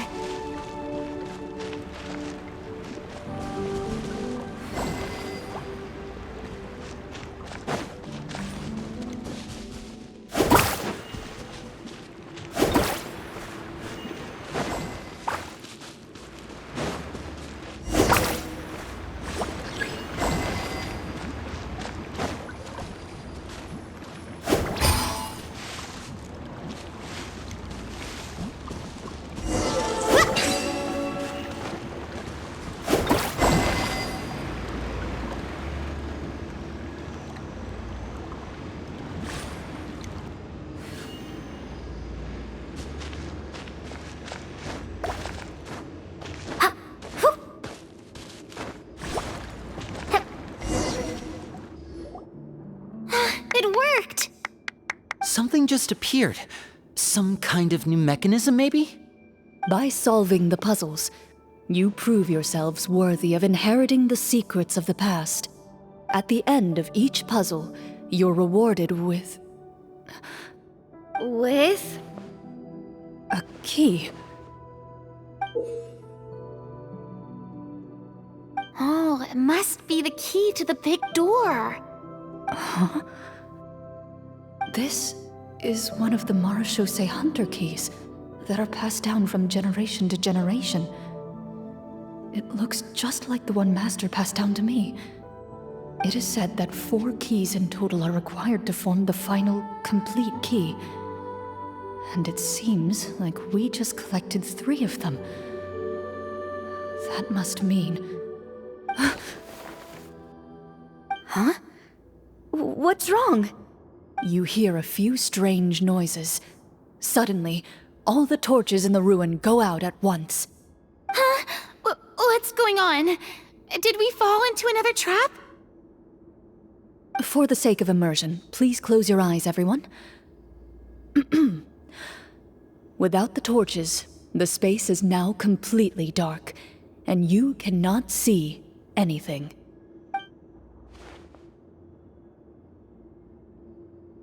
But Paimon can still see a little bit over here.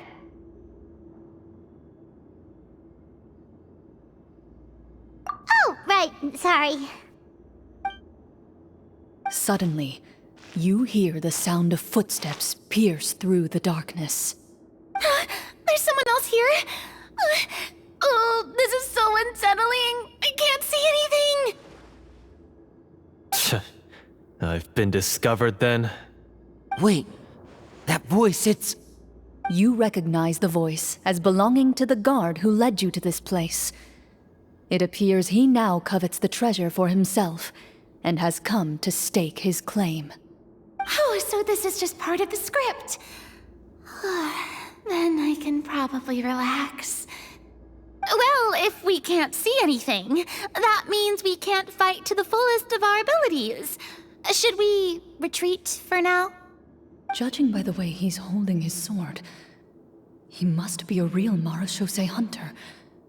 But this isn't part of the script. Retreat? That's not the hunter way. If it's dark for us, then it's dark for him. We choose to fight. Your choice is noted. Please keep your eyes closed until I tell you the torches have been relit. This battle will be in the dark. You got it!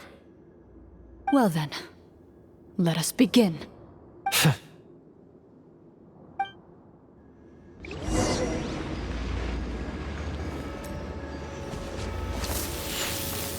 Into the shadows. I'd like to try to hit him with my sword. Your strike is successful. Is he still standing? Could... Is it over? Can we open our eyes now? The enemy is strong and relentless, but the battle is nearing its end. The torches have not been relit. What about now? Final strike. Ha!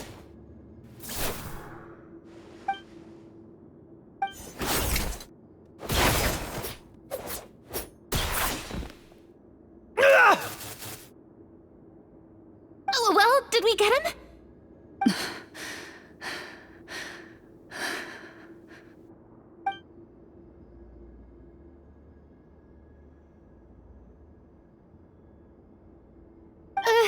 Clorinde?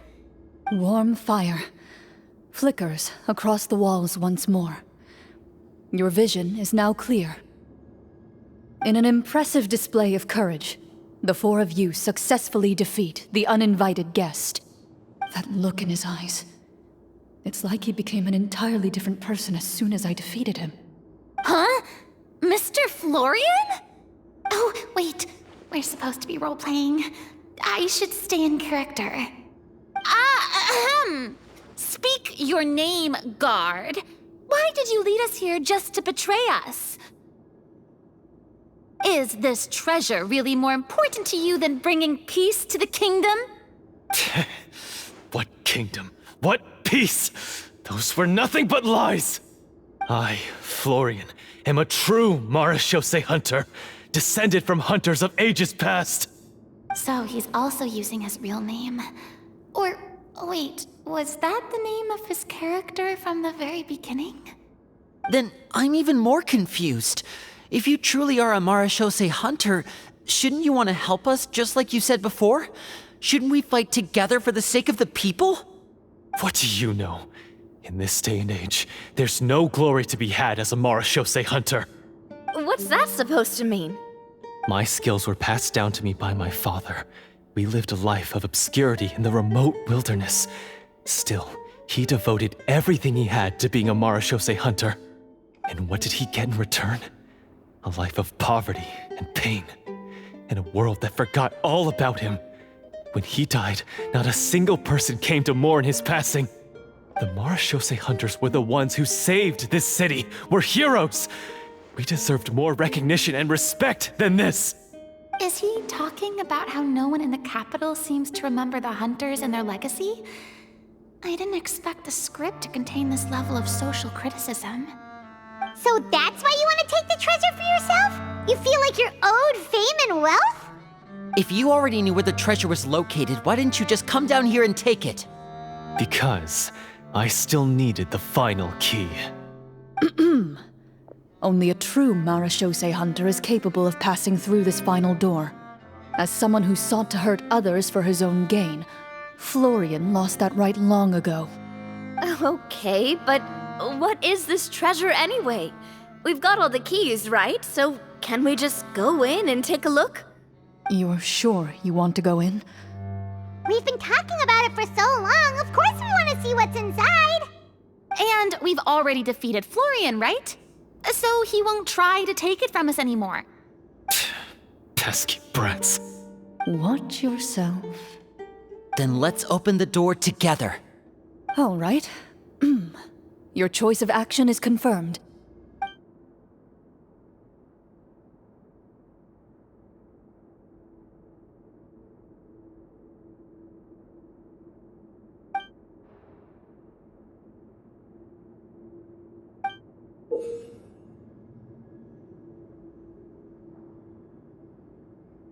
Before you, the door to the treasure, sealed and undisturbed for more than 100 years, finally swings open. You hear the shrill wail of the door hinge as it rotates for the first time after years of disuse, almost like a sleeping giant letting out an extended yawn. You get the impression that the secrets buried behind this door might be just as heavy as the sound you just heard. It's open! Come on, let's go in! Paimon wants to see what's inside! Ooh, me too! Ugh, uncovering hidden treasure is the most exciting part of adventuring. What do we have here? Uh-huh. A stone tablet? And some shabby weapons? You call this a treasure vault? Looks more like an abandoned warehouse. Maybe the troop ran out of budget at the end? They provided a super immersive experience at the beginning only to drop the ball at the most important part. They could have at least filled this place with cardboard mora or something. Wait, I get it now. Paimon, this is the real Marashose hunter treasure. Huh? This is it? The Marashose hunter treasure is just a stone slab and some broken swords? I can't believe it. I refuse to believe it!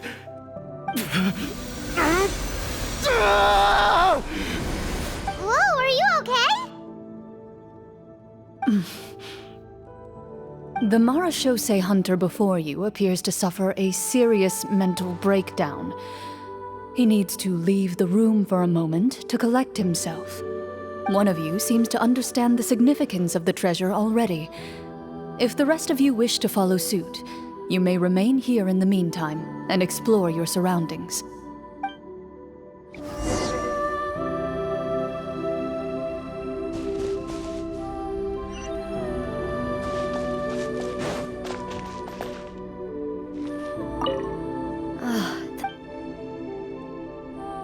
The old and broken weapons. Walter.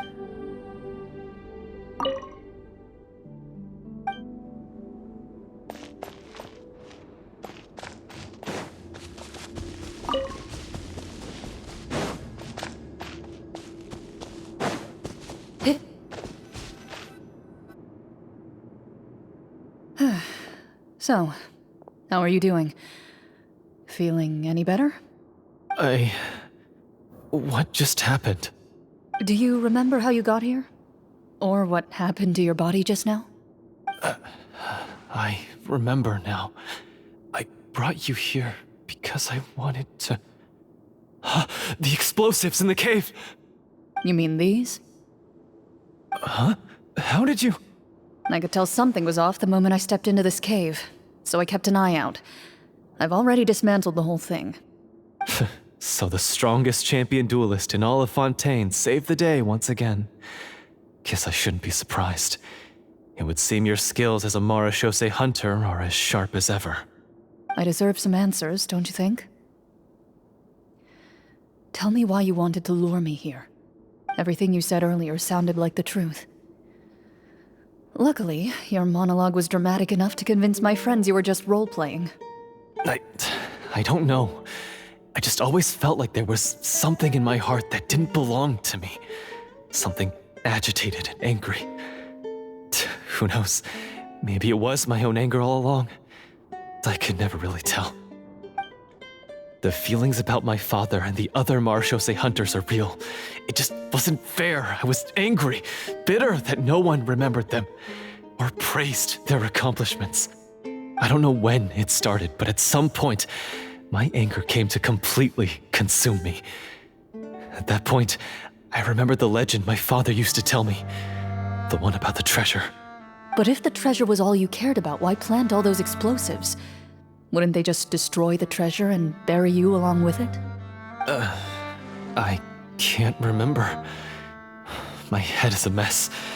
It felt like there was this voice telling me to eliminate the hunters, but now it's gone. From your description, I suspect you were dealing with a Devorator. Devorator? Oh, your master... your father, I mean. Never talked about it? It was a kind of monster that was active several centuries ago. No, I've heard of it. I'm just not sure why you suddenly... Wait, it can't be. The seal! The seal? My family has served as Marashose hunters for many generations. But the title and swordsmanship weren't the only things passed down over our line. There was a seal as well.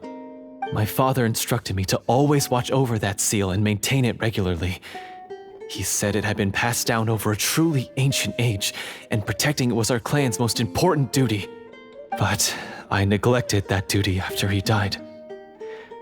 I finally decided to come down and check on it one day, and that's where my memories become fuzzy. The Devorator would be a formidable adversary for any mortal being, even ones as capable as the Hunters. If you lacked the power to completely destroy it, you could easily fall prey to its influence and corruption. In light of this, some Marashose hunters chose to seal the Devorator away, in the hopes that a permanent solution would come with the passage of time. I heard it has the power to amplify the obsessions and desires in people's hearts, to the point where they overtake you entirely. It would seem I'm not just lacking in skill with a blade, but in mental fortitude as well. And yet, you were able to retrieve 3 of the 4 keys. If I remember correctly, each was entrusted to a respected and capable hunter. How did you manage it? One of them belonged to my father. The second I stole from a different hunter. And the third... was one that I snatched while the person was on the way home from the tavern. I nearly died in that alley. I know just how strong you are. It's as clear as day to everyone in Fontaine. I observed you from dusk to dawn, but could never find any opportunity to sneak up on you. I never even saw you drink a single glass of liquor. The only way I could think to obtain that last key was to lure you here using your hobby, and then... Oh, I get it now. That monster, it wanted to bury you here alongside the treasure. I won't comment on anything else, but the script was good. Well, I did pour my heart and soul into it. The stories my father used to tell me about the glory of the heroic Marashose hunters and how they came to be forgotten. It's more than just a story. Huh? You're proud to be a hunter. You're still holding onto that part of yourself, no matter how small. I have done so many despicable things. I have nothing to be proud of. Then explain the purpose of the evil sorcerer in your story. Isn't he the true antagonist? The one who sought nothing but his own gain, and used the people as pawns to attain it? In your heart of hearts, he was the one you truly wanted to defeat. But I've already tainted my sword. I no longer have any right to... Wake up, Florian. Remember how you introduced yourself earlier. Do you really think the hunters acted out of a desire for honor and glory? Or to be loved and acknowledged by the people? What did your father teach you about our order? You do not wield your sword for yourself, but to protect those you serve. There's nothing special about a blade. It's the intentions of the wielder that matter above all else. Do you still not understand? Even after seeing the treasure for yourself? The contents of that room, they represent the true legacy the hunters left behind. You're right. I am a Marashose hunter. It's time for me to redeem, no, to finally serve the people I vowed to protect all along. I wouldn't be so quick to push aside the need for redemption. I know. That's a charge I won't bother to defend myself against. Good. Then, come with me, and help me see the script through to the end. Huh? See the script through to the end? But there's no more script left. Never finished it, huh? No, I mean, I wrote the script with the sole purpose of luring you all here.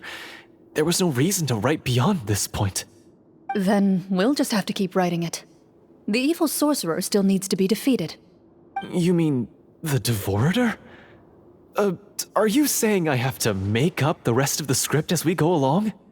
Is that really so hard? You've already written most of it. Surely you can write an ending where the hunters win and justice prevails. I'll be there to help you too. You aren't afraid your party will fall into danger? I know what my friends are capable of, and they're all quite skilled. Besides, I need their help.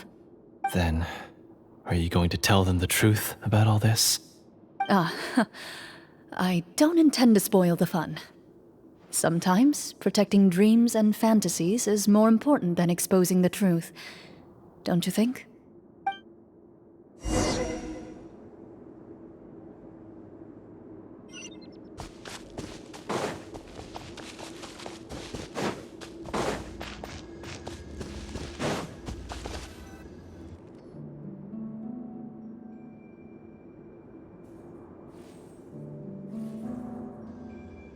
They're back! That took a while.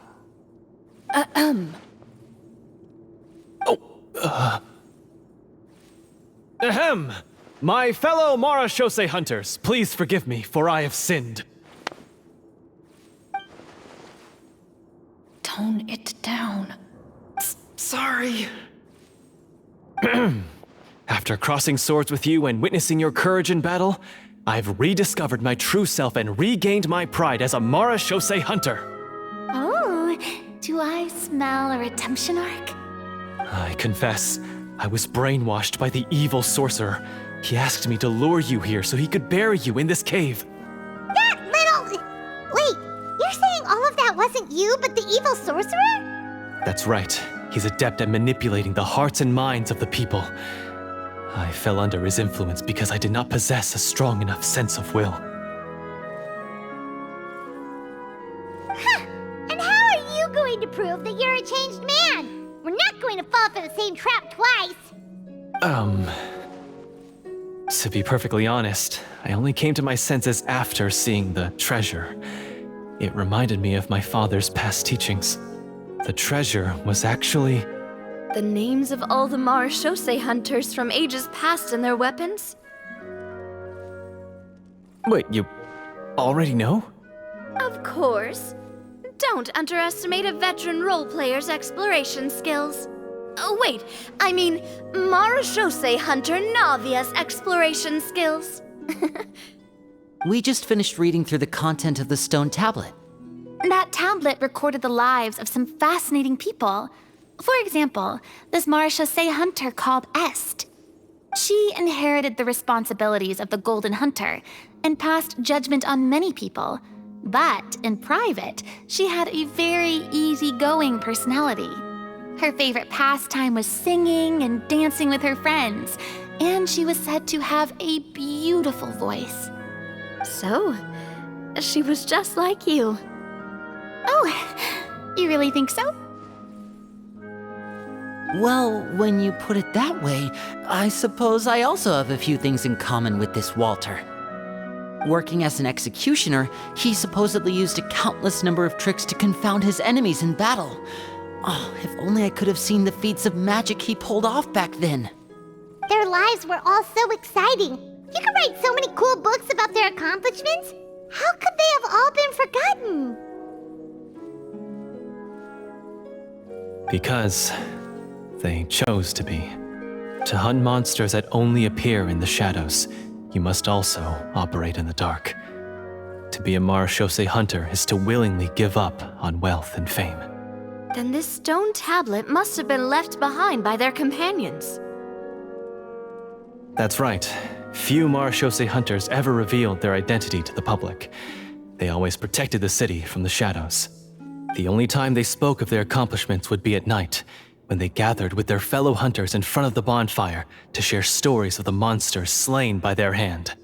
So, this tablet was created not so that the hunters would be remembered by the people, but so that they would be remembered by each other. No wonder this place was so well hidden. You regard the stone tablet in solemn silence. The names of your comrades etched onto its surface serve as a reminder that you are never truly alone. The tablet proves that, although a hunter walks a shrouded path, it is not a solitary one. There will always be those who walk beside you, a fact that remains as true today as in ages long past. Their legacies shall continue to be passed down from generation to generation, as everlasting as the stone onto which their names are carved. Father, you once told me that I should seek out the treasure if I ever became lost. So this is what you wanted me to find.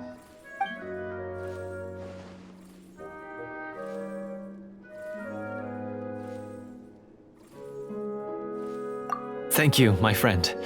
You are very kind. I implore you, everyone, please give me a chance to make up for all I've done. Allow me to fight alongside you and defeat the evil sorcerer that threatens the peace and prosperity of everyone in this kingdom. Well, I say we let you join. Sounds good to me too. Everyone makes mistakes. What matters is what you do to make up for them. I have no objections, but Mr. Florian, do you even know how to defeat the evil sorcerer? When he took over my mind, I gained some insight into his thoughts. Every time I thought of the treasure, he reacted with a strong sense of fear. Huh? He's afraid of the treasure? But there's nothing here except some broken weapons and the stone tablet. What if the secret's hidden inside these weapons? GM, permission to investigate.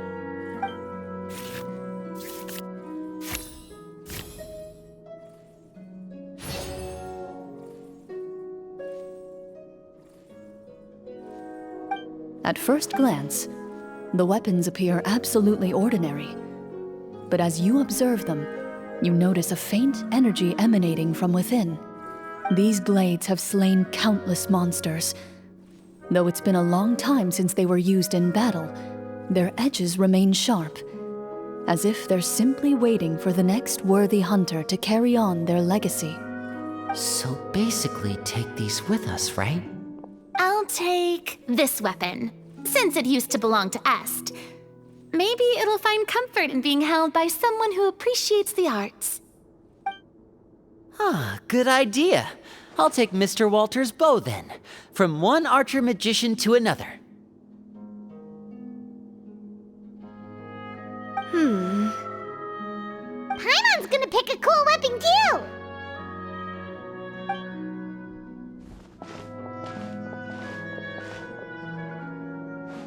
As you grip your weapons, you can almost feel the will of past hunters coursing through your being. It's a feeling of courage, determination, a silent vow passed down from generation to generation that says, eradicate the monsters, no matter the cost.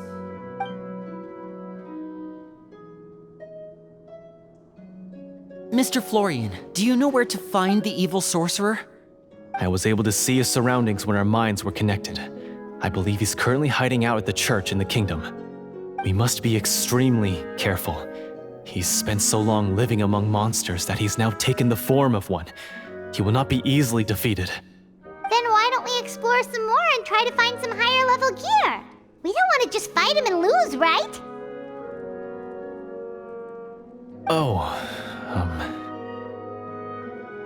No, we have to strike now. He was greatly weakened when I managed to break out of his control. If we let him rest, he might have time to escape. I agree with Mr. Florian. We've got to act while we have the advantage. Don't forget, the people of the capital are counting on us. Yeah, now that we've got a plan, there's no point in waiting. The longer this drags on, the worse it will be for everybody. Yes, that's what's called...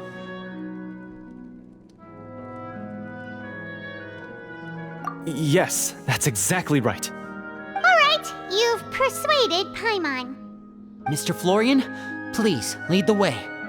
Of course. Follow me.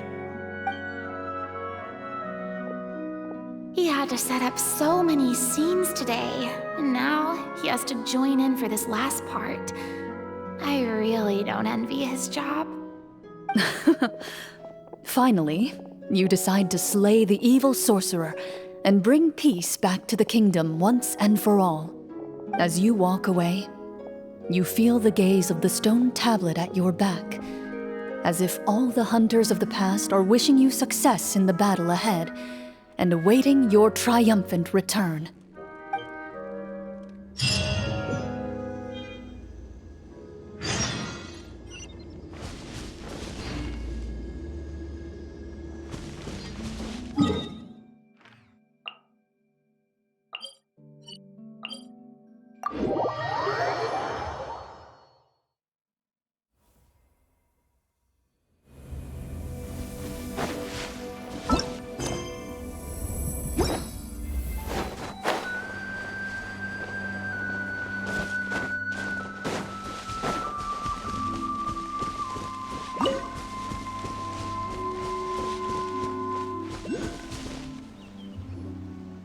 Finally, you arrive at the church Florian described.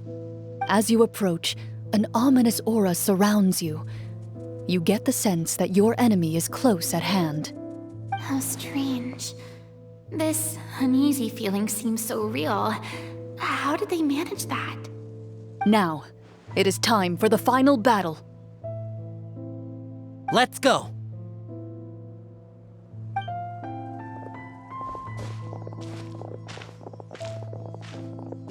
Florian, wait. What's wrong? I think you should wait outside. You've already been corrupted by the Devorator once. It could easily re-enter your mind and take control of your body. I don't think it's a good idea for you to be this close. If it corrupts you again, it's possible you might take on a new form entirely.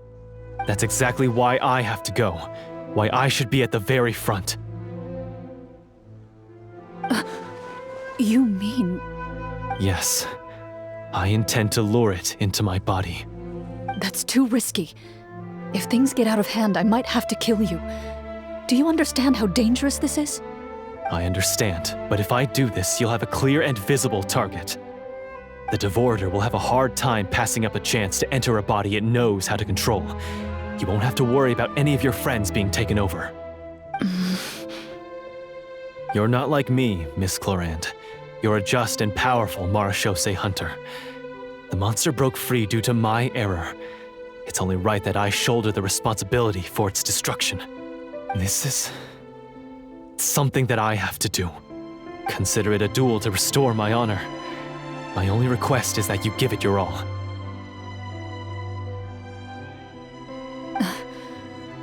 I understand. Then, as a champion duelist, I hereby accept your request for a duel, and extend to you my most sincere regards. Thank you. The battle is now upon us. Let the Devorator once again tremble under the blade of the Marechaussee hunters.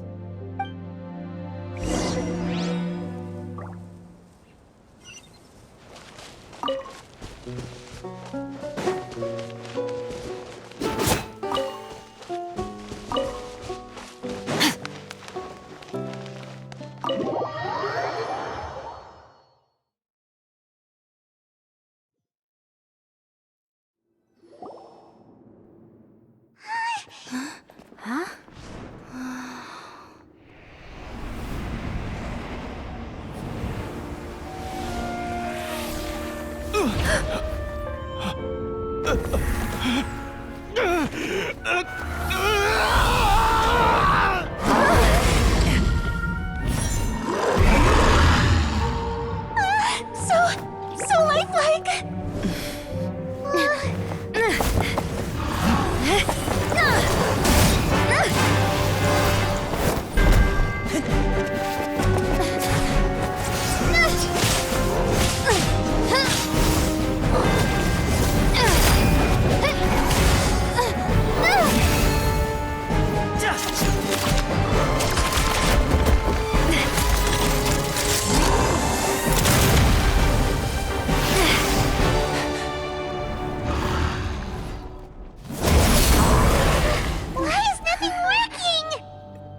This foe is not invincible. You hold the treasure, the power to defeat it, in your own 2 hands. The treasure? You mean... The names! It's the Marechaussee hunters' names! How are we supposed to... You forget, Paimon? There's still one skill we saved until the very end. Hunters fight not for fame, but to aid the people whenever they are summoned. Walter the Marechaussee Hunter, master of 1,000 tricks, executioner of the Phantom Hunters, I call for aid! Est, the Marechaussee Hunter, inheritor of Cassiodor's will, judge of the Shadow Hunters. Answer my call!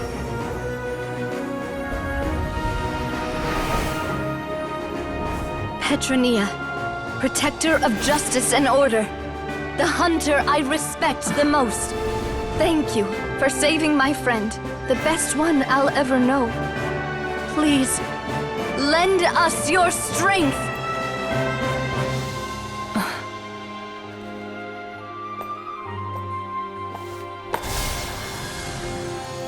We have come to answer your summons.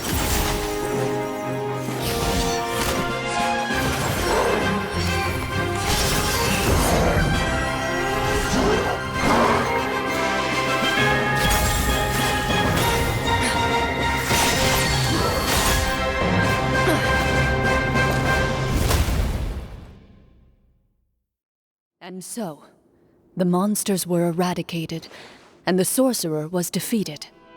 Peace soon returned to the capital. Those in the court, manipulated by the sorcerer, also recognized the errors of their ways. Some remembered the names of the heroes who saved their kingdom, but others simply continued their lives none the wiser. Such is the story of the Marechaussee Hunters. They pursue the phantoms in the darkness and exterminate all who pose a threat. They will always protect the city and those within it, even should all memory of their accomplishments be forgotten by the very people they serve. I am assuming we've finally reached the end of the script. Yes, you've reached one of the better endings. It's a pretty solid story overall. I thought it was just an ordinary adventure at first, but the further we got into it, the more impressed I became with the production and the plot. That final battle especially. All the effects were super realistic. Oh, right. Yeah, totally. That's a really good point. I never expected the weapons we picked up from that vault would have that kind of effect. Yeah, mine nearly scared the daylights out of me when it started glowing. I took a good look at it after we got out, but I don't think it ever lit up again. Oh, we should probably give these props back, right? I'll just leave mine here. Did you have a good time? Of course! Let me know if another script like this comes around. Sure, no problem. Then I'll head back for now. I think I need some time to fully digest everything that just happened. Once Mr. Florian is awake, please pass on my regards to him. He must be extremely exhausted to have passed out cold like that. You're right. He's had a lot to deal with. Well, see you all some other time. Toodaloo!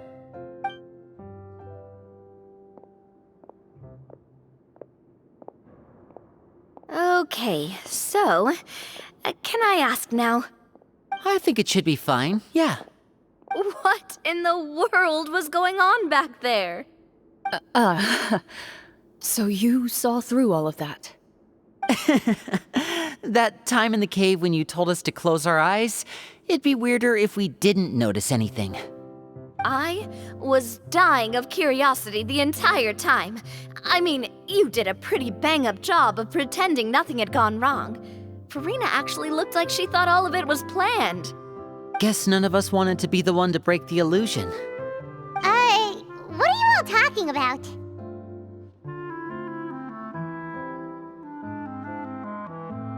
Oh, wait. Don't tell me you never... Ugh, this is all my fault. It's not too late to cover your ears. Here, partner, I'll do it for you. Bit late for that, don't you think? You're saying everything that happened back there wasn't actually part of the script? It's probably more accurate to say this was never a real scripted story to begin with. What? So loud. My head. Hey, you! Get up right now and explain yourself! No shaking, please! Oh, my head.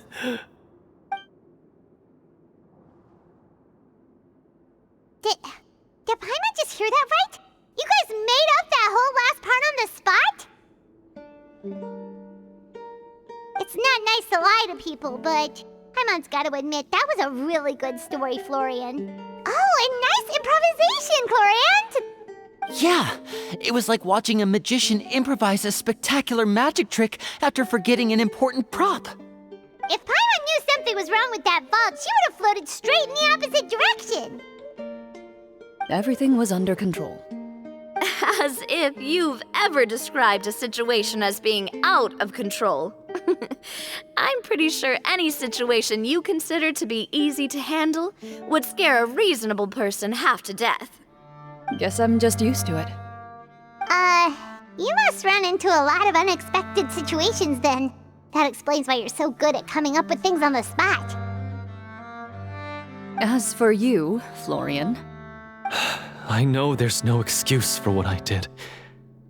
I'll turn myself into the guards at once, confess my crimes, and accept any punishment that comes my way. I would say you've already suffered more than enough. What? You may have been blinded by fame and fortune in the beginning, but your actions during the final battle had proven you to be a true Marechaussee hunter. You'll be far more used to the city above ground than below. Your job as a hunter is more important. But... Of course, you'll still need to take the keys and pay a personal visit to the 2 hunters you wronged. Prepare to accept any terms they give you as well. Yes, of course. As far as I'm concerned, though, your showing in the duel was enough to prove your honor. Then I'll do exactly as you said. I'll go return those 2 keys right now. Thank you so much, everyone. I'll do my best to prove myself worthy of the second chance you've given me. I swear this on my name and honor as a Marechaussee hunter. Until we meet again, everyone.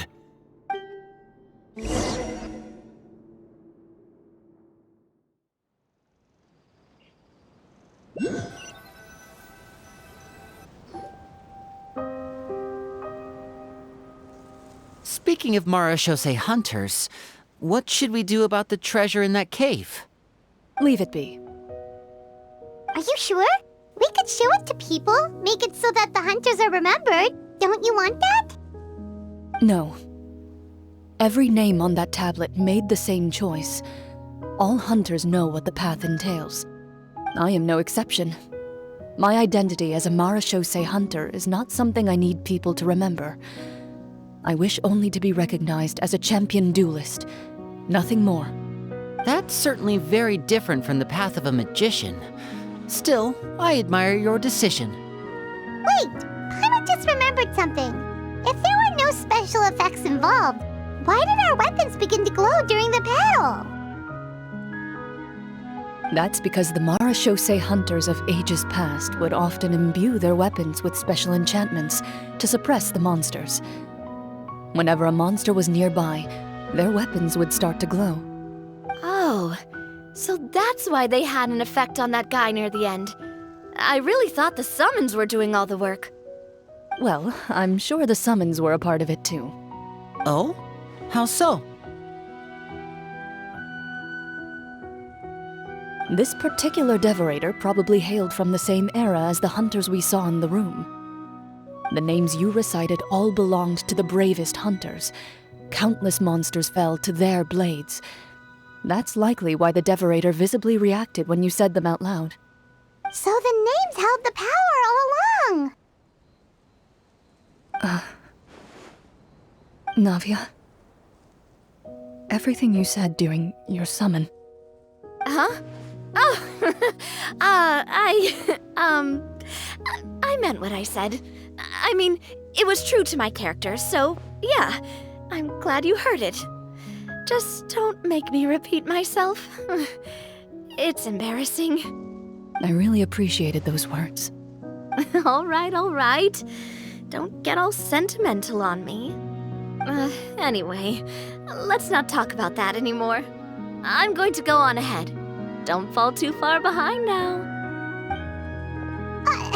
She ran off! I should probably head back as well. This story was truly incredible. I might have to spend the whole night telling my siblings all about it. Goodbye.